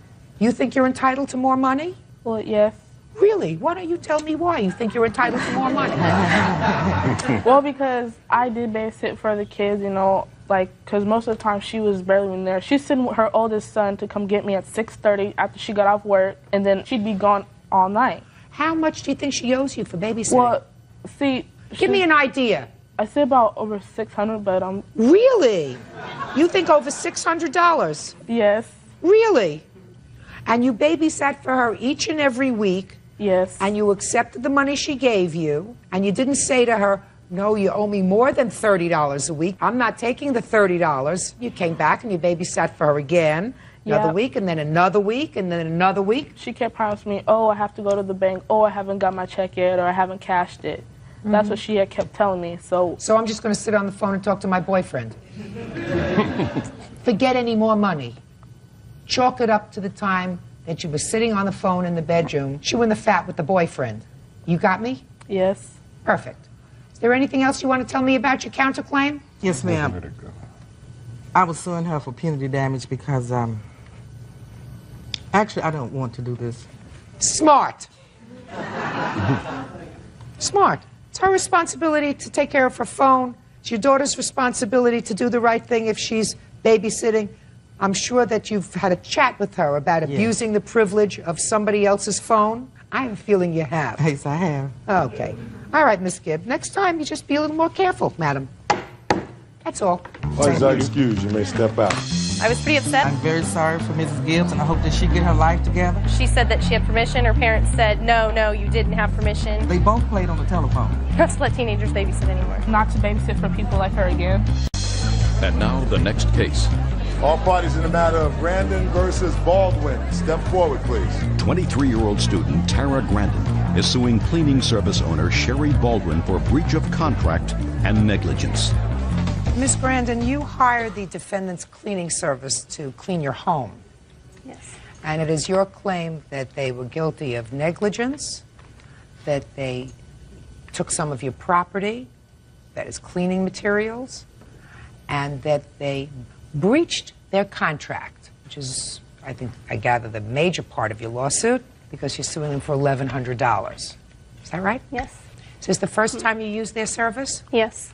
Okay. How did you find their service? The Yellow Pages? And I assume you have the ad from the Yellow Pages? Yes, I do. You want to show that to me, please? Because that's part of your, I assume that that's your breach of contract. Is that right? Yes. I also have their webpage with their agreements. Okay. Let me take a look at that. When did you hire them? On Valentine's Day of this year. And how large is your home? I have a 2-story townhome. What was the cost of cleaning it? $50. And how many people came? 2. All right, so tell me what happened when they got there and what your problem is. I explained to them what areas were designated as cleaning areas. They did not comply with that agreement by Trespassing and using my private phone line to make a long-distance phone call without my permission. And where did they call? Compton. And how much was that call? It was only 7 cents. 7 cents? Yes. Real cases, real people. Judge Judy. Tara Grandin says cleaning service owner Sherry Baldwin owes for breach of contract and negligence. Tara says Sherry's workers damaged her belongings and used her telephone without permission. What else? They damaged my personal property. Tell me about that, please. This is my lighthouse candle holder. When they got there, I explained to them the items that were fragile and they needed to be careful with. I wanted this dusted. Well, after they left, I see that this is what dropped, and she had cleverly put it back together and just set it back as it was. And there's a bird right here. Well, there was also a bird right here, and that bird's gone. I can't find it anywhere. And how much did you pay for that? $50. Do you have a bill? Yes. Can I see it, please? There's also a fax receipt stapled to that because I did fax her the bill, and it says the transmission was okay, but she denied ever receiving my 2 faxes. Can I see that, please, Bert? Thank you. While I'm looking at that thing, tell me what your other problems were with them. They did bring their own cleaning supplies, but they used mine without my consent. What did they use? They used my bleach and they used my Tilex. So why are you suing them for $1,100? She never returned my phone calls. She denied my original refund, as all I asked for was $50 for the candle holder. I didn't ask her for the money back for the cleaning. She said she'd give it to me. It never came in the mail. I contacted her a month later. She would not return my phone calls. I called her 10 times. She tricked me. It was not good customer things to worry service. about? Don't you have a life? This is my home. Don't you have a life? Would you want these people doing this in your home? I have had people taking care of things in my home, and sometimes things have gotten broken or things have gotten chipped, and I haven't been thoroughly satisfied, so I don't use the service again. I won't use them again. Fine. Your Honor, and I'm asking you if you have a life. I mean, your lawsuit is for $1,100. I just put this together with a little tiny spot of crazy glue. I cannot even see where this is damaged. We're not talking about a piece of vintage china. We're talking. Don't talk to me about principle, madam. I'm asking you if you have a life. A yes, life. I do, and I don't want this to happen to anyone else. And she should have told me that she broke it. She didn't. So she didn't tell you she broke it. She was afraid to tell you. She was afraid to tell you she broke it. She did not break a piece of museum quality china. She broke a tchotchke that you got in the store someplace I didn't get for it $39.95. Listen to me, Bird. I'm asking you, and I want you to be honest with me, because you know my eyes are not so good. How's that look to you? It looks fine. I can't even see where you put the piece back. Why would somebody not take a little bit of super glue, put it back if they love the candle holder, and say, maybe I can see a little bit of a line. Maybe when this lady gets older and she has lines of her own, the little line like this wouldn't make any difference to her. That's character. All right. Are you the lady who dropped this? I didn't drop it. Did the other lady drop it? I'm not sure because I couldn't even communicate with her. Why? Because she was Spanish speaking only. And it does state that they have English-speaking staff. I couldn't even give her directions as to what to do. She didn't know what I was saying. Is that worth $1,100? Your Honor, punitive damages should be awarded to punish the defendant for her wrongdoing, to show her that this shouldn't be done to anyone again. You have to get a life. You have to get something important to worry about. You have to get something in your life that's important to consume your passion. This is nonsense. It was a gift from someone who is now deceased, so it is important to me. Listen to me. Fix it. If it's important to you, take a little bit of super glue that will cost you approximately less than the 7-cent phone call that you're kvetching about, and put a little super glue on it, and voila, it's fixed. You're going to get $50 for the cleaning service because satisfaction is guaranteed. And since you are really entitled to a 100% pure, perfect White House tchotchke, you're going to get $50 for that. That's a total of $100. And my advice to you, you are a young woman. Find something to do to occupy your time. Goodbye. Parties are excused. You may step out. have a perfect record from the Better Business Bureau. I have not had a complaint in 3 years. She does have a complaint at the Better Business Bureau, and that's me. And I will never use her service again. My word is everything. We service all of Southern California. We have a very good business with a lot of happy people. I'm going to clean my own house. Leasing agent Veronica Ramirez and her husband, Juan Ramirez, are suing the father of Veronica's children, bartender Eloy Garza, for filing false charges with Child Protective Services. The couple claims Eloy accused them of child abuse. Order. All rise. Yeah, this is case number 25 on the calendar in the matter of Ramirez versus Garza. Thanks, Bert. Parties have been sworn in, Judge. You may be seated. Miss Ramirez, is it Ramirez? Yes. I'd like you to sit down, sir. Thank you. You and the defendant have 2 children together. Yes. Were you ever married? No. But you are now married to this gentleman. Yes. Your claim is that because of false charges that Mr. Garza filed against you, you were forced to incur substantial legal fees and debts. False charges with regard to child abuse. He filed those complaints with Child Protective Services. And you want him to reimburse you for all of the expenses that you incurred as a result of these false charges. Is that right? Correct. Mr. Garza says that he merely reported what he saw and what his children told him. Right now I'm going to need a time frame. When did you and Mr. Garza separate? I believe it was in 99. And how old are your 2 children? 6 and 4. So they were really tiny. They were a year Yes. old and 3 years old. About 3 years old. When did you remarry? December 16th of 2000. And when was the first report of child abuse? Back in 2000. When in 2000? In August of 2000. All right, so let me go to Mr. Garza. Mr. Garza, when did you first make a complaint to Child Protective Services? It was back in August 2000. And what was the nature of that complaint? Well, pretty much child abuse. My kids were talking about how their stepdad would, slap them or hit them or, in that nature. I have papers here from the Child Protective Services stating From August? From May of 2001. Well, let me take a look at it, please. I also have police reports here and medical reports. I see various letters. In some of the letters it says that they determined back in May of 2001 that the family, that is your family, does require our service at this time. I don't know whether they spoke to the children or not. So what you're telling me is in August, one of your children, probably the older one, was telling me that they were hit, but hit by the stepfather.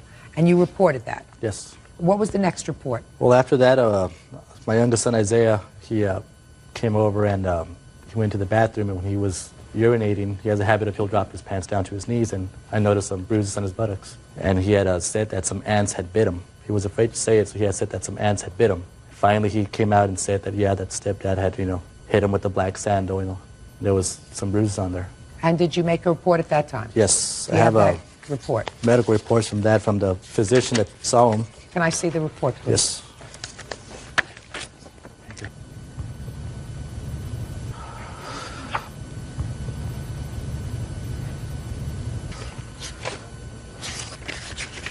Now you can stand up, Mr. Ramirez. Well, this second report was called in by the hospital, according to the doctor's notes, because the doctor found bruising noted to both buttocks on the child. Okay. Mr. Ramirez, did you back sometime in 2001 hit one of the children, the older child, on the behind? Isaiah, the smallest children, he was going through a lot of problems at daycare concerning when he would come back from his father's house. We tried disciplining him with timeouts, taking toys away from him, name it. It got to the point where we couldn't take it anymore. They didn't want him at the daycare. Took him home. I spoke to him. I spanked him. Next thing you know, I'm getting arrested because his father put charges on me. I got a paper here stating that... No, I'm not finished yet. You spoke to him, and how old was he at the time? He was 3. 3. So he was 3 years old. The daycare was getting ready to kick him out because they didn't want him there anymore. He was 3. I'm speaking. He was 3 years old. So you spanked him. Yeah. With what? With a belt, ma'am. With a belt? Yes, ma'am. On his buttocks? Yes, ma'am. Did you have to attend any classes, Mr. Ramirez, as a result of this investigation? No, we had a homemaker come and give us parenting classes. Well, that's parenting classes. So you had to have services as a result? Yes, ma'am, but from an hour and a half classes, it dropped down to 20 hours because the homemaker found it wasn't necessary, that we didn't need those classes. Well, you do need the classes. If you think that it's appropriate to beat a 3-year-old with a belt, causing bruises sufficient to be noted by a hospital, then you need a lot of parenting classes, more than an hour and a half. 3-year-old child who was going through a state of mother, father, new father, visiting one, there's a certain amount of acting out behavior. What you don't do is you don't use an instrument ever on a child, ever. You used a belt on a 3-year-old. That is unacceptable, period. End of discussion. It's unacceptable. Judge Judy continues in a moment. Listen to me very carefully. Your husband just admitted he beat your 3-year-old with a belt. He abused him. Spanked, not abused. Beat. Abused. You should have taken the belt and wrapped it around his neck. And later today, Miss Jones, you were trying to get over on the system, madam. No, That's I what wasn't trying to get over on the system, Judge Judy, because when I called there, they told me, don't bring the ticket yourself or we're going to take the money. I wish you had the name of that person who told you that. I think that you probably ought to sue them. real cases, real people. Judge Judy. Veronica Ramirez says the father of her children, Eloy Garza, falsely accused her of child abuse. Eloy says Veronica's husband, Juan, hit his son. Miss Ramirez, I don't have to go through this whole case anymore. I have just solved this whole case. You are suing for filing false charges against you. False charges of Actually, the abuse? false charges and the custody hearing that we actually went through for the past 2 years. Well, why do you think you would be entitled to legal fees from him for a custody hearing? He sued me for custody of the children because of that incident. Yes. We went through about 2 years of a custody battle. It got to the point to where he decided he didn't want custody of the children anymore. So? He wanted me to agree not to move out of the city we were living in, and he wouldn't fight for custody. He wanted a social study done. We had the social study done. The lady came to the house. She did interviews on both of us. She did interviews on the children. In the social study that I have with me, she states that he seems lovable with the children. The children are lovable with him. She didn't see any problems with the family together. She felt that the children should stay living with me. So? We went to court. He had moved to Corpus because he was living in Corpus already working. He was away from us about 3 months. He put temporary orders on us not to leave the county. The judge spoke to the children to see whether they felt safe enough to move out of town with me to Corpus with him, or if they wanted to stay in Harlingen with their biological father. The children stated to the judge that they wanted to leave to Corpus with us. Let me explain something to you. I don't know who this judge was who interviews a 4-year-old and a 6-year-old to make a determination as to where they want to live. I never did that with a 4-year-old. Where would you like to live? With your mommy or with your daddy? We also have him right Anna. here. He states that he has evidence that there was abuse. There was abuse. When? Period. There was abuse. I'm finding right here that there was abuse. And you have no case to sue him for filing false allegations of abuse. Your husband abused your 3-year-old. And you should have taken the belt and wrapped it around his neck. That's what you should have done. And I don't know what other issues the defendant has with you. However, any father who would not at that point fight for custody would be neglectful. So he had an absolute obligation to file for custody of his 2 children. And then the thing dragged along for 2 years because this judge had to wait until the kids were 4 and 6 in order to interview them. No, it didn't drag on that long. It dragged on that long because he kept putting it off. Maybe. But I don't care what the social worker said. I want to tell you something. I don't care what the social worker said. It is irrelevant to me. The mother's husband beat the children, but the children seem happy and safe with the mother. Father never beat the children, so we think that the children should stay. We think the children should stay with the mother. I mean, I don't understand a report like that. In any event, I'm not having to decide that case now. All I have to decide is whether or not he should be responsible for the cost of all of your legal fees as a result of fighting both his custody case and the case that he filed and the orders that he requested, preventing you from moving out of the jurisdiction, relocating. I also have a letter here from the police department where they took the children to the police department, and the police even put in here where they were trying to bribe the children to tell the police that they were being slapped. Listen to me very carefully. Your husband just admitted he beat your 3-year-old with a belt. What do I care about the police report? Your husband looked at me. I asked him a question. He answered my question. He beat your 3-year-old with a belt. He abused him. I spanked him, not abused him. Beat. Abused. 3-year-old belt, abuse. That's it. Marks from a belt on a 3-year-old is abuse. That's not neglectful. That's not neglectful. Neglectful is if you don't give them a hot lunch. Neglectful is not when you beat a 3-year-old with an instrument. So you are not entitled to the return of any of your legal fees matter. In the Penal Code, Section 961 states that the state declines prosecution in this case. The defendant is allowed to use forceful to reasonably discipline a child under Section 9.61 of the Penal Code, and there is insufficient evidence to show any other intent by the defendant. That's I hope you feel better. If you appeared before me and you said to me, I lost my temper once and I hit him with a belt. Yes, ma'am, I did. Wait, that's not what you're saying. No, you asked me. No. I lost my temper once and I hit him with a belt, and it will never happen again because that's not me. I know that's not the way you're supposed to discipline children. But what you just read to me, sir, was an indication that you believe that this is an appropriate way of disciplining children. No, it's not, ma'am. It better not be. Judge Judy continues in a moment. And later today, Let me tell you something. You're not going to get the money from him. Why? He signed me a promissory note stating... I don't care if he signed you the Declaration of Independence. Courts do not help you when you try to scam the system. real cases, real people. Judge Judy. Veronica Ramirez says the father of her children, Eloy Garza, falsely accused her of child abuse. Eloy says Veronica's husband, Juan, hit his son. Ms. Ramirez, you have no case. The defendant did exactly what he should have done as a father by reporting what he saw. He did exactly what he should have done as a father by fighting for custody. He did exactly what he should have done by trying to prevent you from leaving the jurisdiction and relocating. And if he lost on all those counts, that's very unfortunate. But he had not only the right, but the obligation to do it. Your case is dismissed. That's all. Parties are excused. You may step out.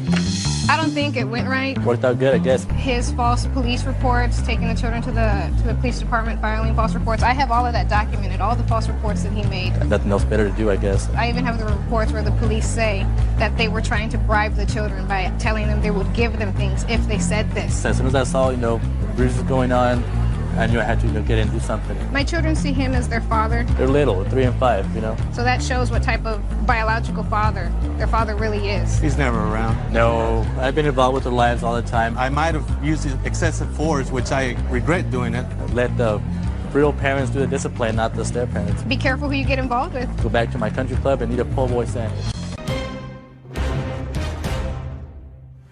Carrie Cargill is suing Joseph Simonet for car damage after Joseph's 15-year-old son hit Carrie's vehicle.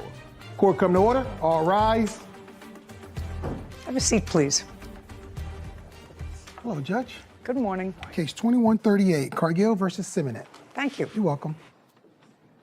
Ms. Cargill, you and the defendant's son had an accident while you were driving your car, and Mr. Simonet's son was driving his electric scooter.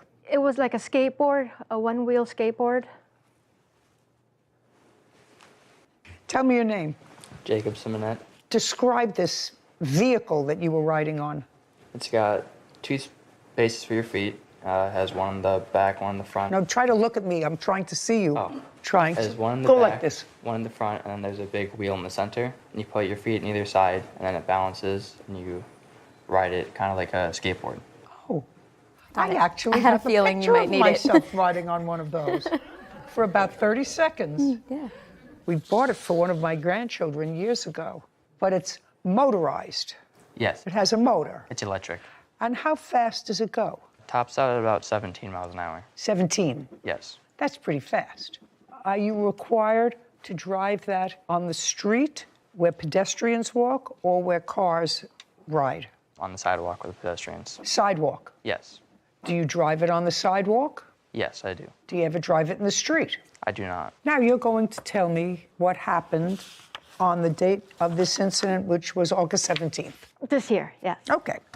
Yes, I was going south after work, and I was going to crossing through the intersection. I had the green light. Is there a chart? Yes. Yes. I'd like to see it. Yeah, I was crossing the intersection. You're the blue car. I'm the blue car. And I had the green, it was going, and Jacob had cut through on the red into the green and slammed into the side of my car. He had cut through the intersection. So he was in the street where the cars travel? Yes. Not on the sidewalk? Right. He was not in the walkway. Okay. Jacob, I want you to walk up to that sign and show me where you were when you and the plaintiff collided. I was about right here.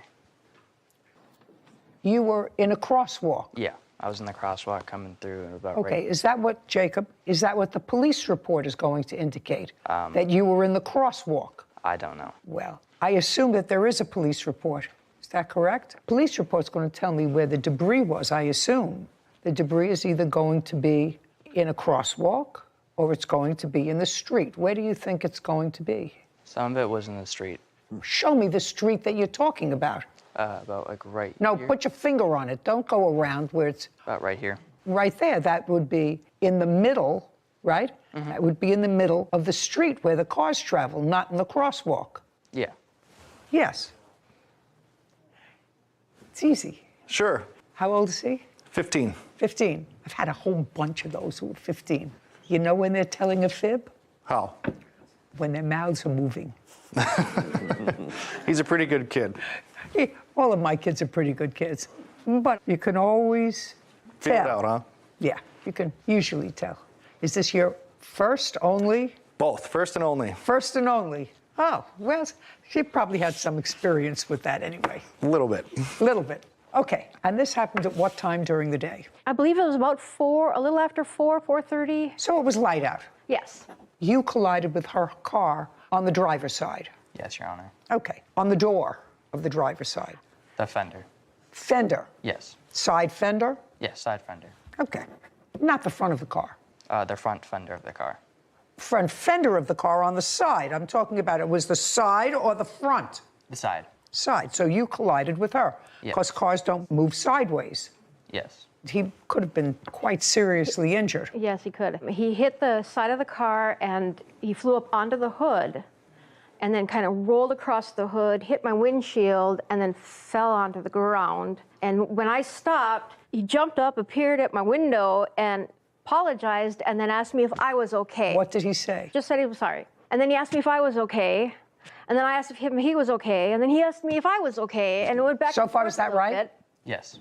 Okay. And which I was very impressed by, that he was more worried about me than anything else. I moved my car out of the road, onto the side of the road. There was an EMT that was across the street from us, and he came over and assessed him if there was any more damage. He got some road rash and things like that, but he was not seriously hurt, at least that we noticed at the time. Do you have the police report? I do. I'd like to see it, please, Kevin. Thank you. You're welcome. One witness said that he was right next to you and that you went past him and that the light was red. His light was red, which is why he was stopped. That's what I'm reading. He did say that his light was red when the kid initially passed in front of him. Did you get a copy of this police report? I've seen it, yes. Explain to me, would you put on this again and leave that one on because that's the version that I believe. Would you walk over there and explain to me what cut the corner was, what you were doing? It talks about cutting the corners. So I want you to understand, I believe that, based upon what I'm reading here, I believe that. Mm-hmm. So now I want you to show me how you cut the corner. So I was coming to this one, and I went through, and instead of going here and just going through the sidewalk, I just went like around here and through this crosswalk. What's cut the corner? Cut the corner here, right there. You mean just that little space is what you're talking about? You cut the corner? Yeah, I went from about... I want you to understand, I believe that you were in the street. I believe you were in the street, not in a crosswalk. So let's run through that again. Would you please show me what cut the corner was? Went through here, and I came here, and I cut here. So right there, I cut the corner. He is a nice boy, Mr. Simonet. Thank you. You know what my father told me when he gave me my first car? I think I was 17. It was like a tank. He said, because if you get in an accident, I want you to be surrounded by 4,000 pounds of steel. And later today, Your claim is that you won a whole bunch of money in some gambling thing. I just want you to tell me how much you won. Before taxes or after? Both.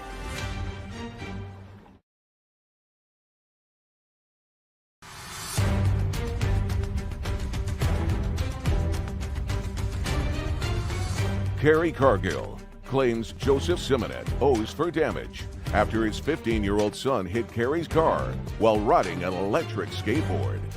Okay. The police determined that based upon the eyewitness testimony that the pedestrian, Jacob, is at fault and believed to have crossed the intersection before having the right-of-way. The vehicle had the green light. In any event, do you have photographs of your car? This happened in August, and you were called to the scene by your son, is that right? Correct.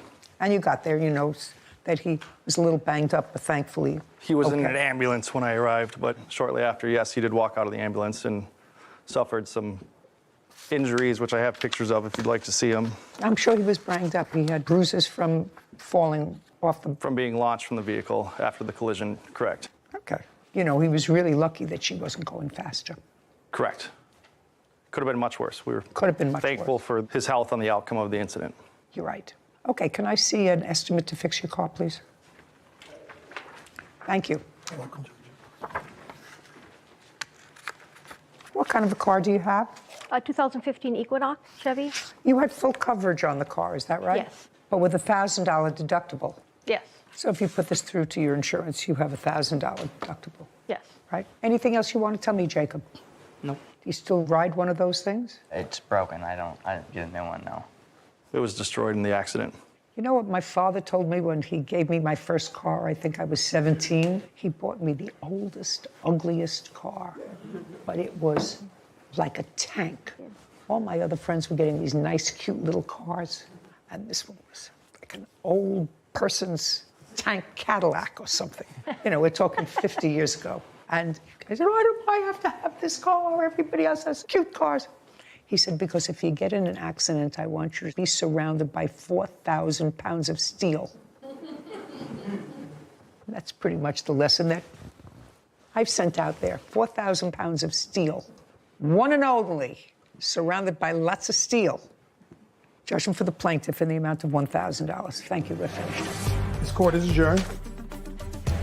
Overall, I'm happy. She had some fault due to hitting a pedestrian in a crosswalk. It was surreal, like out of the movies. Your heart stops, and all you can do is look for the car keys and panic and get there as fast as you can. I am so glad that he was okay. I remember just flying through the air, and then I was on the ground, and I got right up. Be very careful. Count your blessings and enjoy every moment that you have, because things could change in an instant.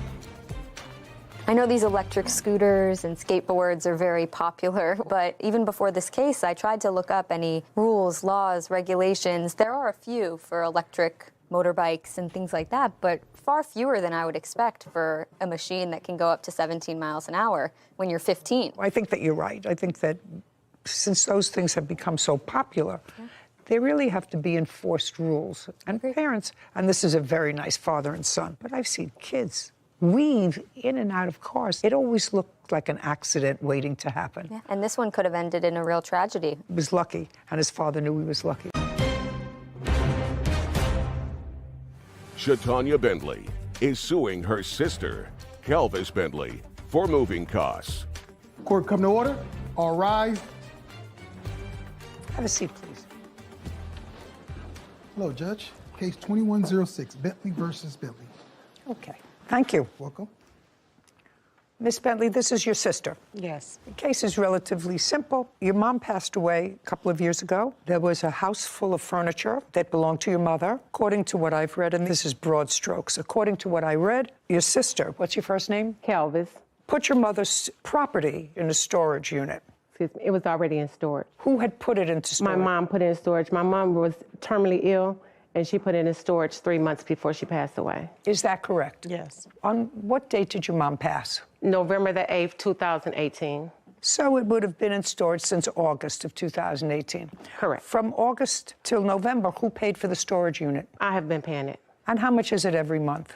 Right now it's $209, but it was $182 in the beginning. But about $200 a month, and it's been 3 years. Yes, I've been paying that every month. This is what your case is about. You say that you gave your sister $900 for the purpose of traveling, getting your mother's things out of storage so that you could all disperse your mother's property. Yes, but the amount is incorrect. What's the amount? I gave her $800. Okay, $800. Yes. In order to get your mother's furniture to where you live, so that you could separate the furniture and the family could take what they wanted or needed of the property, correct? That's correct. Good. Then COVID struck, your sister didn't use that money to travel, to hire truckers, to move the furniture, and you want that money back. Yes, that's correct. That's the whole case. Okay. Just for my own information, you do expect when that furniture arrives to be one of the beneficiaries of that furniture. That's what your sister says. She says that that's the plan once it all comes back. That's not correct. I didn't want anything out of the storage but pictures. Pictures? Yeah. Well, pictures of things. Yes, that's it. Pictures of what? There's a picture of me and my mother. That's all I wanted. Did you tell that to your sister? Yes, I did. Did she? No. How many sisters are there? It's only 2 of us now. It was 4, 2 deceased. Did your mother have any other property? My mother has a whole 2-bedroom home in the storage. She has furniture, everything. Other than furniture? No. Clothes, pictures, yes, things like that, yes. Is there any property in that storage unit that you want? Well, I'm holding her stuff because it's sentimental. I mean, I can get it, I wouldn't mind having it, but it's really, she got a lot of sentimental stuff in there, so that's why I've been paying. Furniture? Yes, furniture, clothes. Furniture? Pictures, everything, Okay. Yes. How far away is the storage unit from where you live? It's in Charlotte, North Carolina. How far away? 10-hour drive. We stay in Michigan, and the storage is in North Carolina, Charlotte. Anybody that you know live there close to the storage unit? My aunt and my cousin does. And this picture that you want, do you know where it is? It's in the photo album with the rest of the pictures. And other than that one picture in a photo album, you don't want anything else, any of the other property? No. You two are the heirs, is that right? We have a brother. Does he have, as far as you know, any interest in any of your mother's property? No. When my mom passed, it was me, my niece, and my older brother there at the time of death. And so he got everything he wanted out, and he gave me the key because I was the next to older one because she wasn't there. So he was like, so y'all do what y'all want to do with it. And so that's when I told her, I'll pay it until we go get it. You said, I'll pay for the storage unit until we go and get it. Yeah. Okay, now I'd like you to tell me about this money that she gave you. Do you remember when she gave you the $800? She gave me the money, I want to say May of 2020. And can you tell me what the conversation was when she gave you the money? Here is some money to go towards going to get the things, And so I told her, well, I'll find a way to go get it. I didn't never give her a designated time, but during that time, that was COVID, so no one was able to go. And so I was going to go this year because I just signed the papers to go and go get the stuff, but no one still was able to go. She never once said that this was money loaned to go get it. No. Oh, I'm sorry. No, she had designated it to go and get the property. Yes. And you didn't use it to go and get the property. I used it towards the storage. No. I'm sorry, go ahead. No. The answer is no. No. So that's what her complaint is, that it wasn't used for its intended purpose, which was to go rent a truck, movers, and bring the property to where you both live. Okay, and she did give you $800. Yes. Okay, and Ms. Bentley, you're prepared to sign a document that indicates that the only property you want from storage is a photograph of you and your mother that's in a photo album. Yes. That you want nothing else, that everything else belongs to either your sister or any other heirs that have a legitimate claim on any of that property, but you want nothing else. That's fine. Reasonable? Fine. Perfect.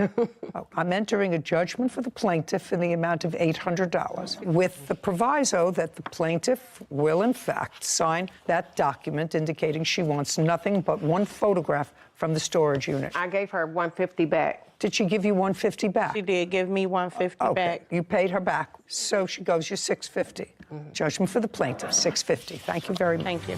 This court is adjourned. It was my mother's stuff. I just was trying to get the stuff. It was in storage for long enough. We haven't talked in a whole year. We're not close. All she wanted is the picture. I give her a picture. At least I got what I wanted. We still sisters, still love her. Those look like two nice sisters.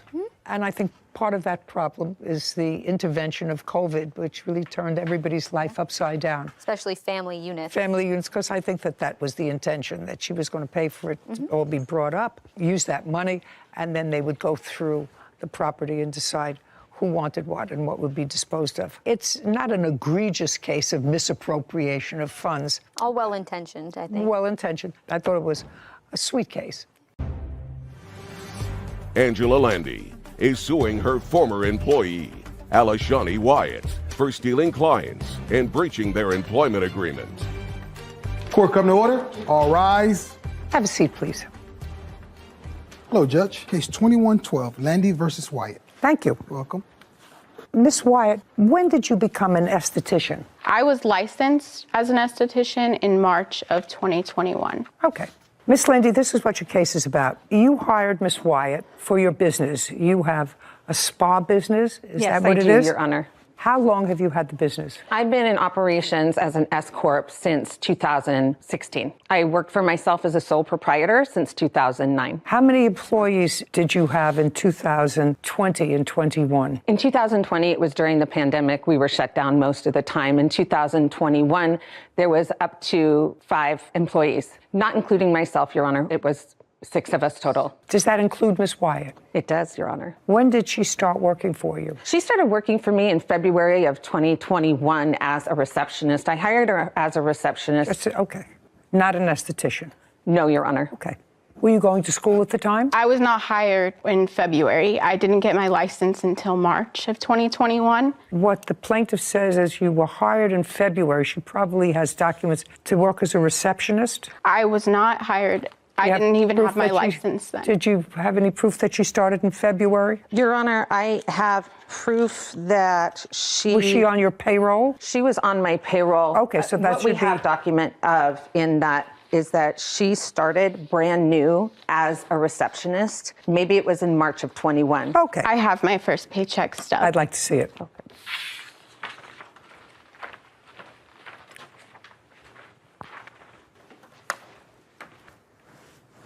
This is a pay stub from April. Yes. Oh, okay. Okay. This is your claim. Your claim is that when Miss Wyatt came to work for you, subsequently as an esthetician, which she was, because she counted her among your 6 employees in 2021, that she had signed a contract which provided for certain restrictions should she leave. You don't have that contract. I cannot find it. It was supposed to be. You don't have that contract. Nope. Miss Wyatt, when you went to work for the plaintiff, do you recall signing a document? I do recall signing documents stating like what my job title was and like the documents that would go towards what we went over and things like that for training purposes. Okay. Your Honor, I have non-solicitation, non-disclosure agreement documents of employees. There's 4. Okay. Is this an employee of yours? No, it is not, Your Honor. Ever? Was ever? Never been an employee. Were either one of those 2 people employees, former employees? Tabitha Brown was. Was this a former employee of yours? Tabitha Brown was a former employee. At approximately the same time? She was an employee of mine for 5 years up until April 17th, Your Honor. Did she voluntarily leave or did you? She voluntarily left. Okay. Did she voluntarily leave to go to work with the defendant? I did not know that until the day defendant left. But ultimately you determined that she did? Sure did. Okay. She was with you for 5 years? Sure. Yes. I assume that if you have a business and you don't have this contract, which you allege if you could produce, had a specific non-compete clause in it, but you don't have it. She remembers signing something, but she doesn't remember exactly what it was. Can you stand up? Tell me your name. Tabitha Brown. Miss Brown, did you sign a contract when you went to work for the plaintiff? Yes, I didn't remember that I did. You did? Yes. But you did? Yes. Okay. Do you have a copy of her? I sure do. And just a second. Okay. Do you have a copy of it? I don't. No. But you have a copy of what she signed? Yes. I'd like to see it. Your Honor. No. Just let me see the copy. I'm trying to reconstruct something just to get some general parameters of this case.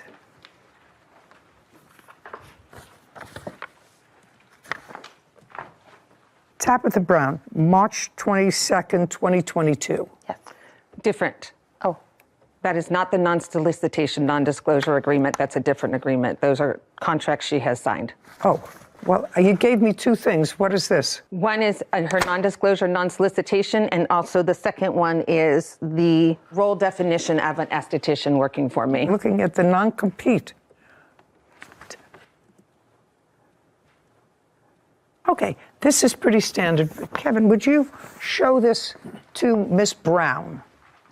And I also want you to show it to Miss Wyatt. That clearly your signature. Yes, ma'am. Yes. And so that says within 1 year of your leaving Miss Landy's employment, you will not work in a related field within 7 miles from her current place of business. Yes. When you left her employment, did you go to work with Miss Wyatt? We left to share. Yes. The answer is either yes or no. So you did. You went to work with Miss Wyatt. And when you went with Miss Wyatt, that was sometime in 2022. Yes, ma'am. What month? May of 2022. Your Honor, that's incorrect. Shh. I'm not needing your help. Okay. In this case, you don't have a physical signed contract, so I don't see why you think that you have all documentation. I don't have documentation. That's what I'm saying. Due to the fact that I believe she stole the information out of my filing cabinet. I start to pinch myself to really believe it. You don't get better if you win all the time. You look at yourself more when you lose. I'm thinking of my daughter today. I miss her so much. This is making me want to be more adventurous for her, definitely. If by the last episode true love is not achieved, Drama World will cease to exist. What? It's up to us to stop it.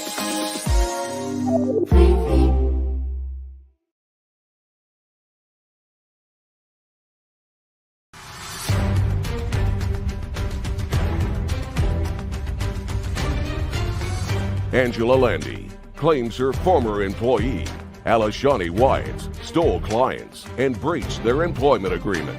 Now, does Miss Wyatt have a location, a shop, a store, a place of business, or does she operate out of her residence? We share a space. You share a space where? At the Salon Studios in Valencia. Have you calculated the distance between that space and Miss Landy's office? I have, ma'am.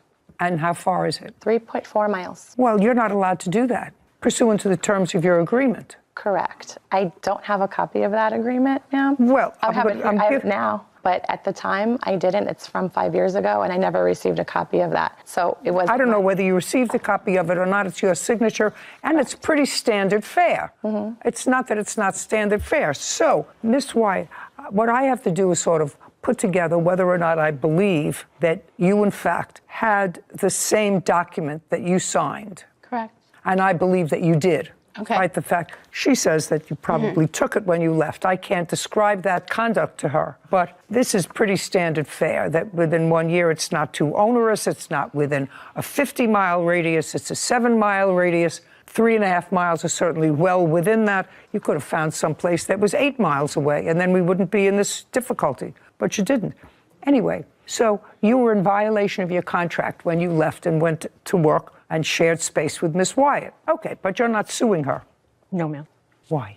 Because I know the case would be dismissed because of the lack of solicitation between clients and of a former employee. Well, not necessarily. Those two stand alone. Your Honor, if I may say, there was a small claims action against Tabitha, but because there was no evidence. What do you mean there was no evidence? I had no evidence, the way I have evidence today with Alishani, that Tabitha solicited clientele. Okay. Now you can sit down. Thank you. So that small claims case was dismissed? Yeah, I have nothing there, which I learned. I have nothing to stand on what I have to stand on today. Well, what you had to stand on, Miss Landy, which I don't understand, you had a non-compete agreement with her. She's in violation of that agreement. That's all you need. And she violated this agreement. She went to work within 7 miles of your place of business. So I don't understand that. In this case, you don't have a physical signed contract. I have to reconstruct whether I believe that there was one. So I don't see why you think that you have all documentation. I don't have documentation. That's what I'm saying.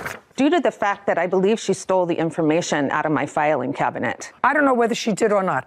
Right now, you say it's a lost document. You can't find it. Correct. Okay. And the defendant acknowledges, and it's usually custom and practice in the business, to sign a non-compete when you have that kind of service industry. Right. And I'm prepared to accept judicial notice of the fact that when you go to work for a beauty salon or a hair salon or a spa, you develop a clientele within the spa. You can't open up a store next door and steal the clients. Most people have people sign this, and you did, and you had it done 5 years ago. So Ms. Brown is in violation of this contract. That is correct. Why somebody dismissed that, I don't know. I have no idea. Okay.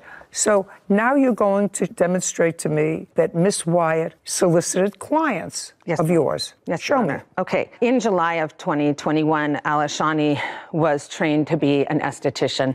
Let's not go back to ground zero. I'm not interested. I am assuming for the purposes of this hearing that she signed a non-compete clause, just as Ms. Brown did. So let's start from there, and I asked you a very simple question. I said, what proof do you have that she solicited clients when she left? Your Honor, my solicitation is here. Fine, I'd like to take a look at it. And my witness, Kennedy, is here as well. Well, let's go to Miss Kennedy. Was Miss Kennedy a client of yours? Yes, Your Honor. Would you stand up, please? Your first name? Kennedy. Kennedy. Last name? Johnson. Ms. Johnson, how long had you been a client of Miss Landy's spa? I want to say about 2019, Your Honor. I was there before the pandemic and was there for a while before it shut down due to COVID. Were you there after it reopened? Yes. After COVID. What kind of work do you have done there? I get sugared, which is using sugar, lemon, and I believe it's honey and water, and you mix it together and it takes hair off of you. And who did that for you? I went through many of the clientele and the employees at Angela's shop at the time. So there were several people that, Alicia was one of them, as well as Tabitha. How many times did the defendant do the waxing? Sugaring. I want to say at least 5 times. Do you recall when she left Miss Landry's? I do not remember the date. However, I do remember getting a call from her company.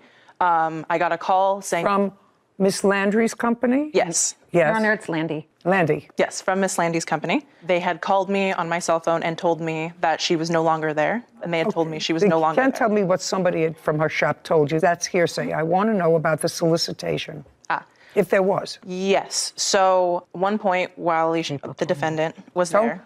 Sorry. Do you understand? Yes. While the defendant was there, I had gotten sugared on my face. It was a small patch test, and after she had texted me, gave me her personal number, and told me if I had any reaction to text her and let her know. After I texted her, I had... And this was while she was working for the plaintiff? Yes, that is correct. Go ahead. And as a while, I started having a small reaction, and I had texted her and sent her a picture of my face and told her that I was starting to have a small reaction. I did not receive anything back for a little bit, and then I want to say around April, late March. Well, when did you text her? This text for the face patch was earlier, I want to say early March, maybe February. Do you have the text? I believe she gave it to you. The third one, Your Honor.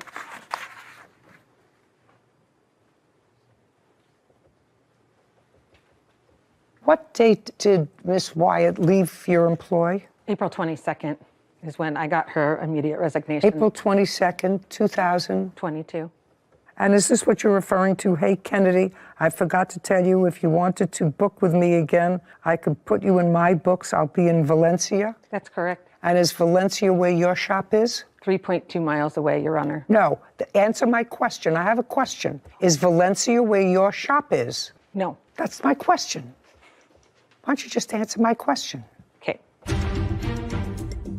Tell me what she told your attorney. Do you understand? Even if I have an affidavit? Is your attorney in the military? No, I just have a notarized affidavit. From whom? My From attorney. Her? No, I don't take affidavits from attorneys. Okay. It's ridiculous. Business owner Angela Landy has accused her former employee, Alashani Wyatt, of taking her clients and breaking their agreement. So Valencia is not where your shop is. Valencia is where your place of business is. Yes, Your Honor. Okay.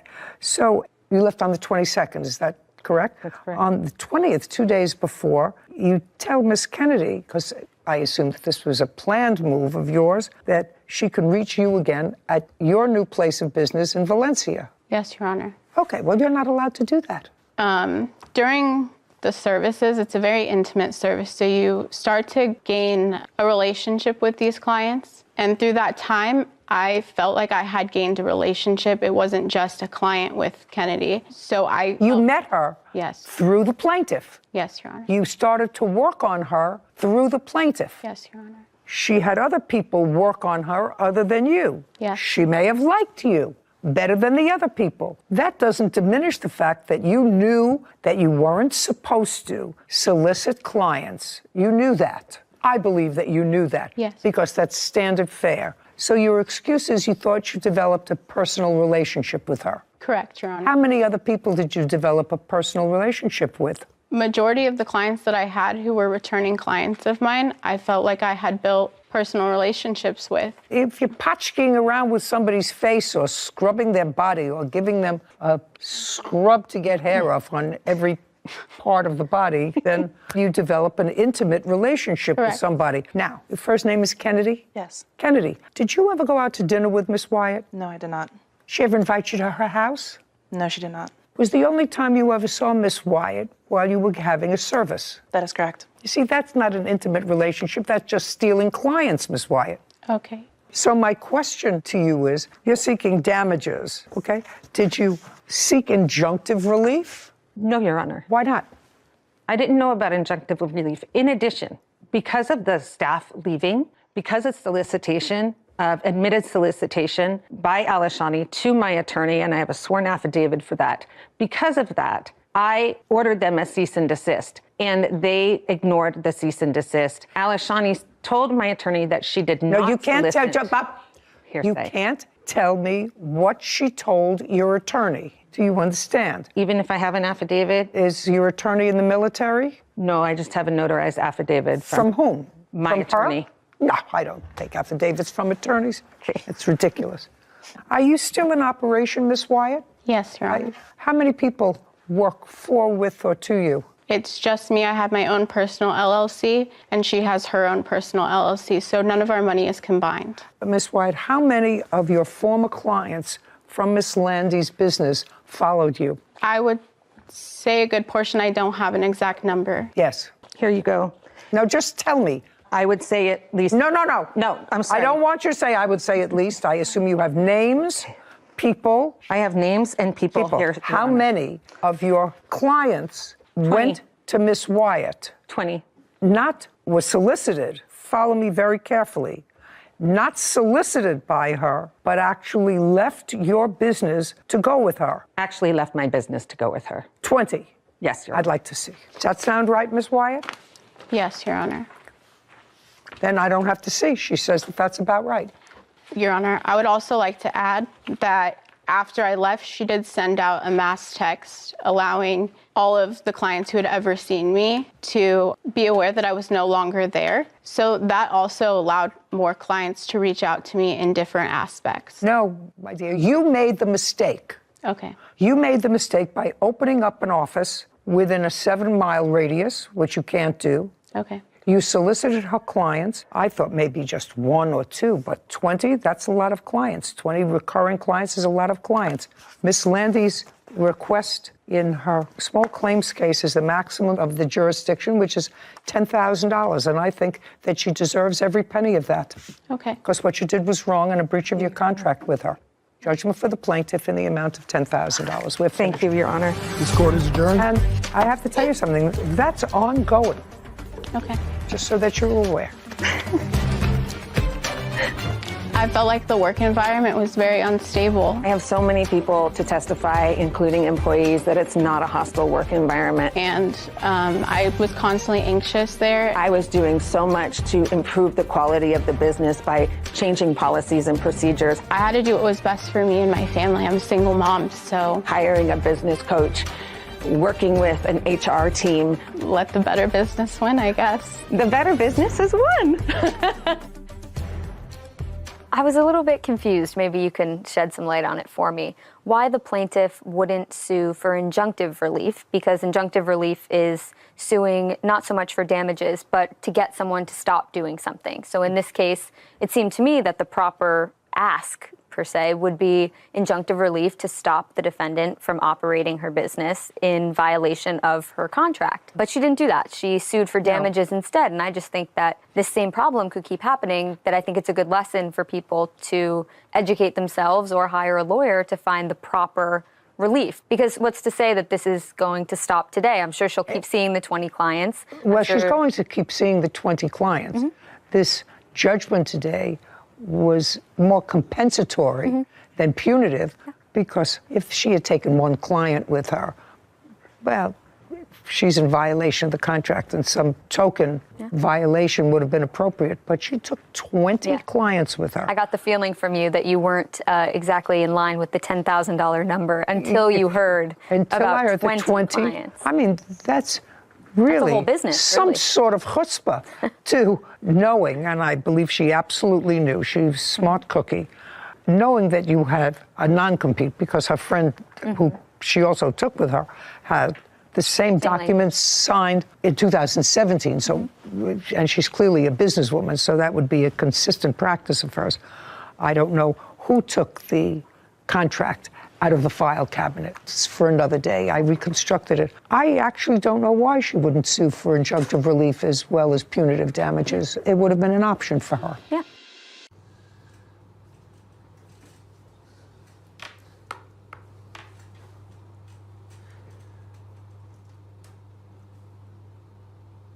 Các bạn ơi, hôm nay thì chúng ta sẽ cùng nhau tô màu cho bức tranh về cô gái này nha.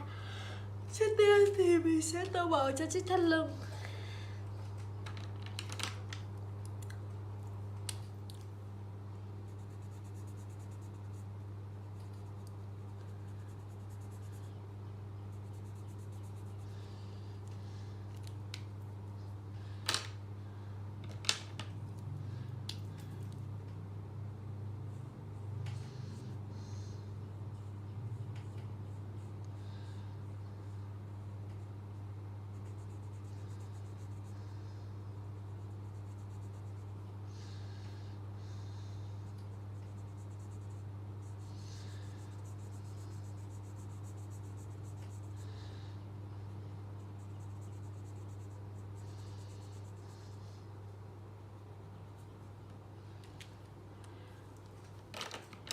Bây giờ mình sẽ tô màu quần.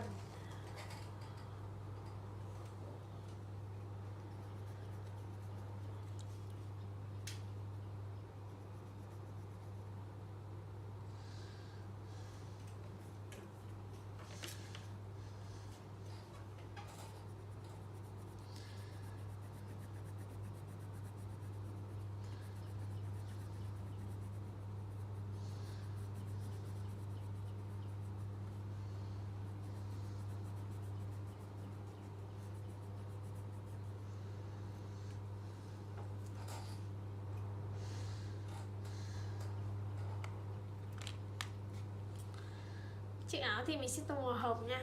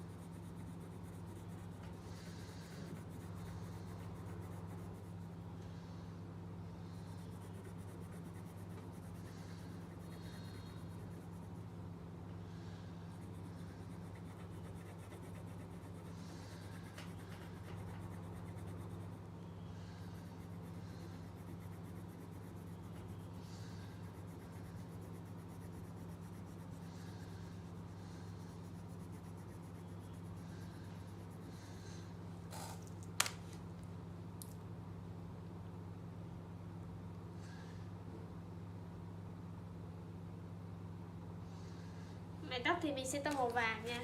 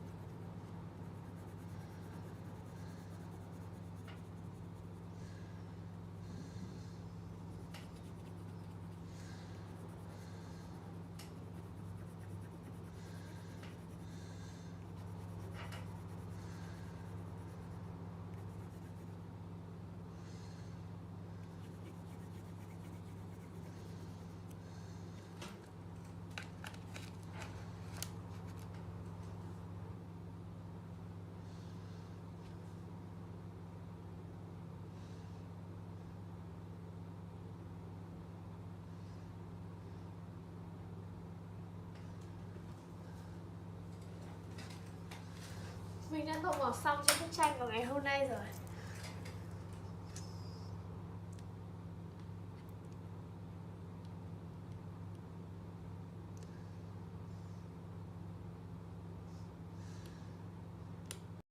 Hôm nay thì chúng ta đã tô màu xong cho bức tranh. Mọi người cùng mình chiêm ngưỡng thành quả nha. Đây là bức tranh mà mình đã tô được này. Đó, rất là xinh. Cảm ơn mọi người đã cùng mình theo dõi. Xin chào và hẹn gặp lại ở những video tiếp theo nhé.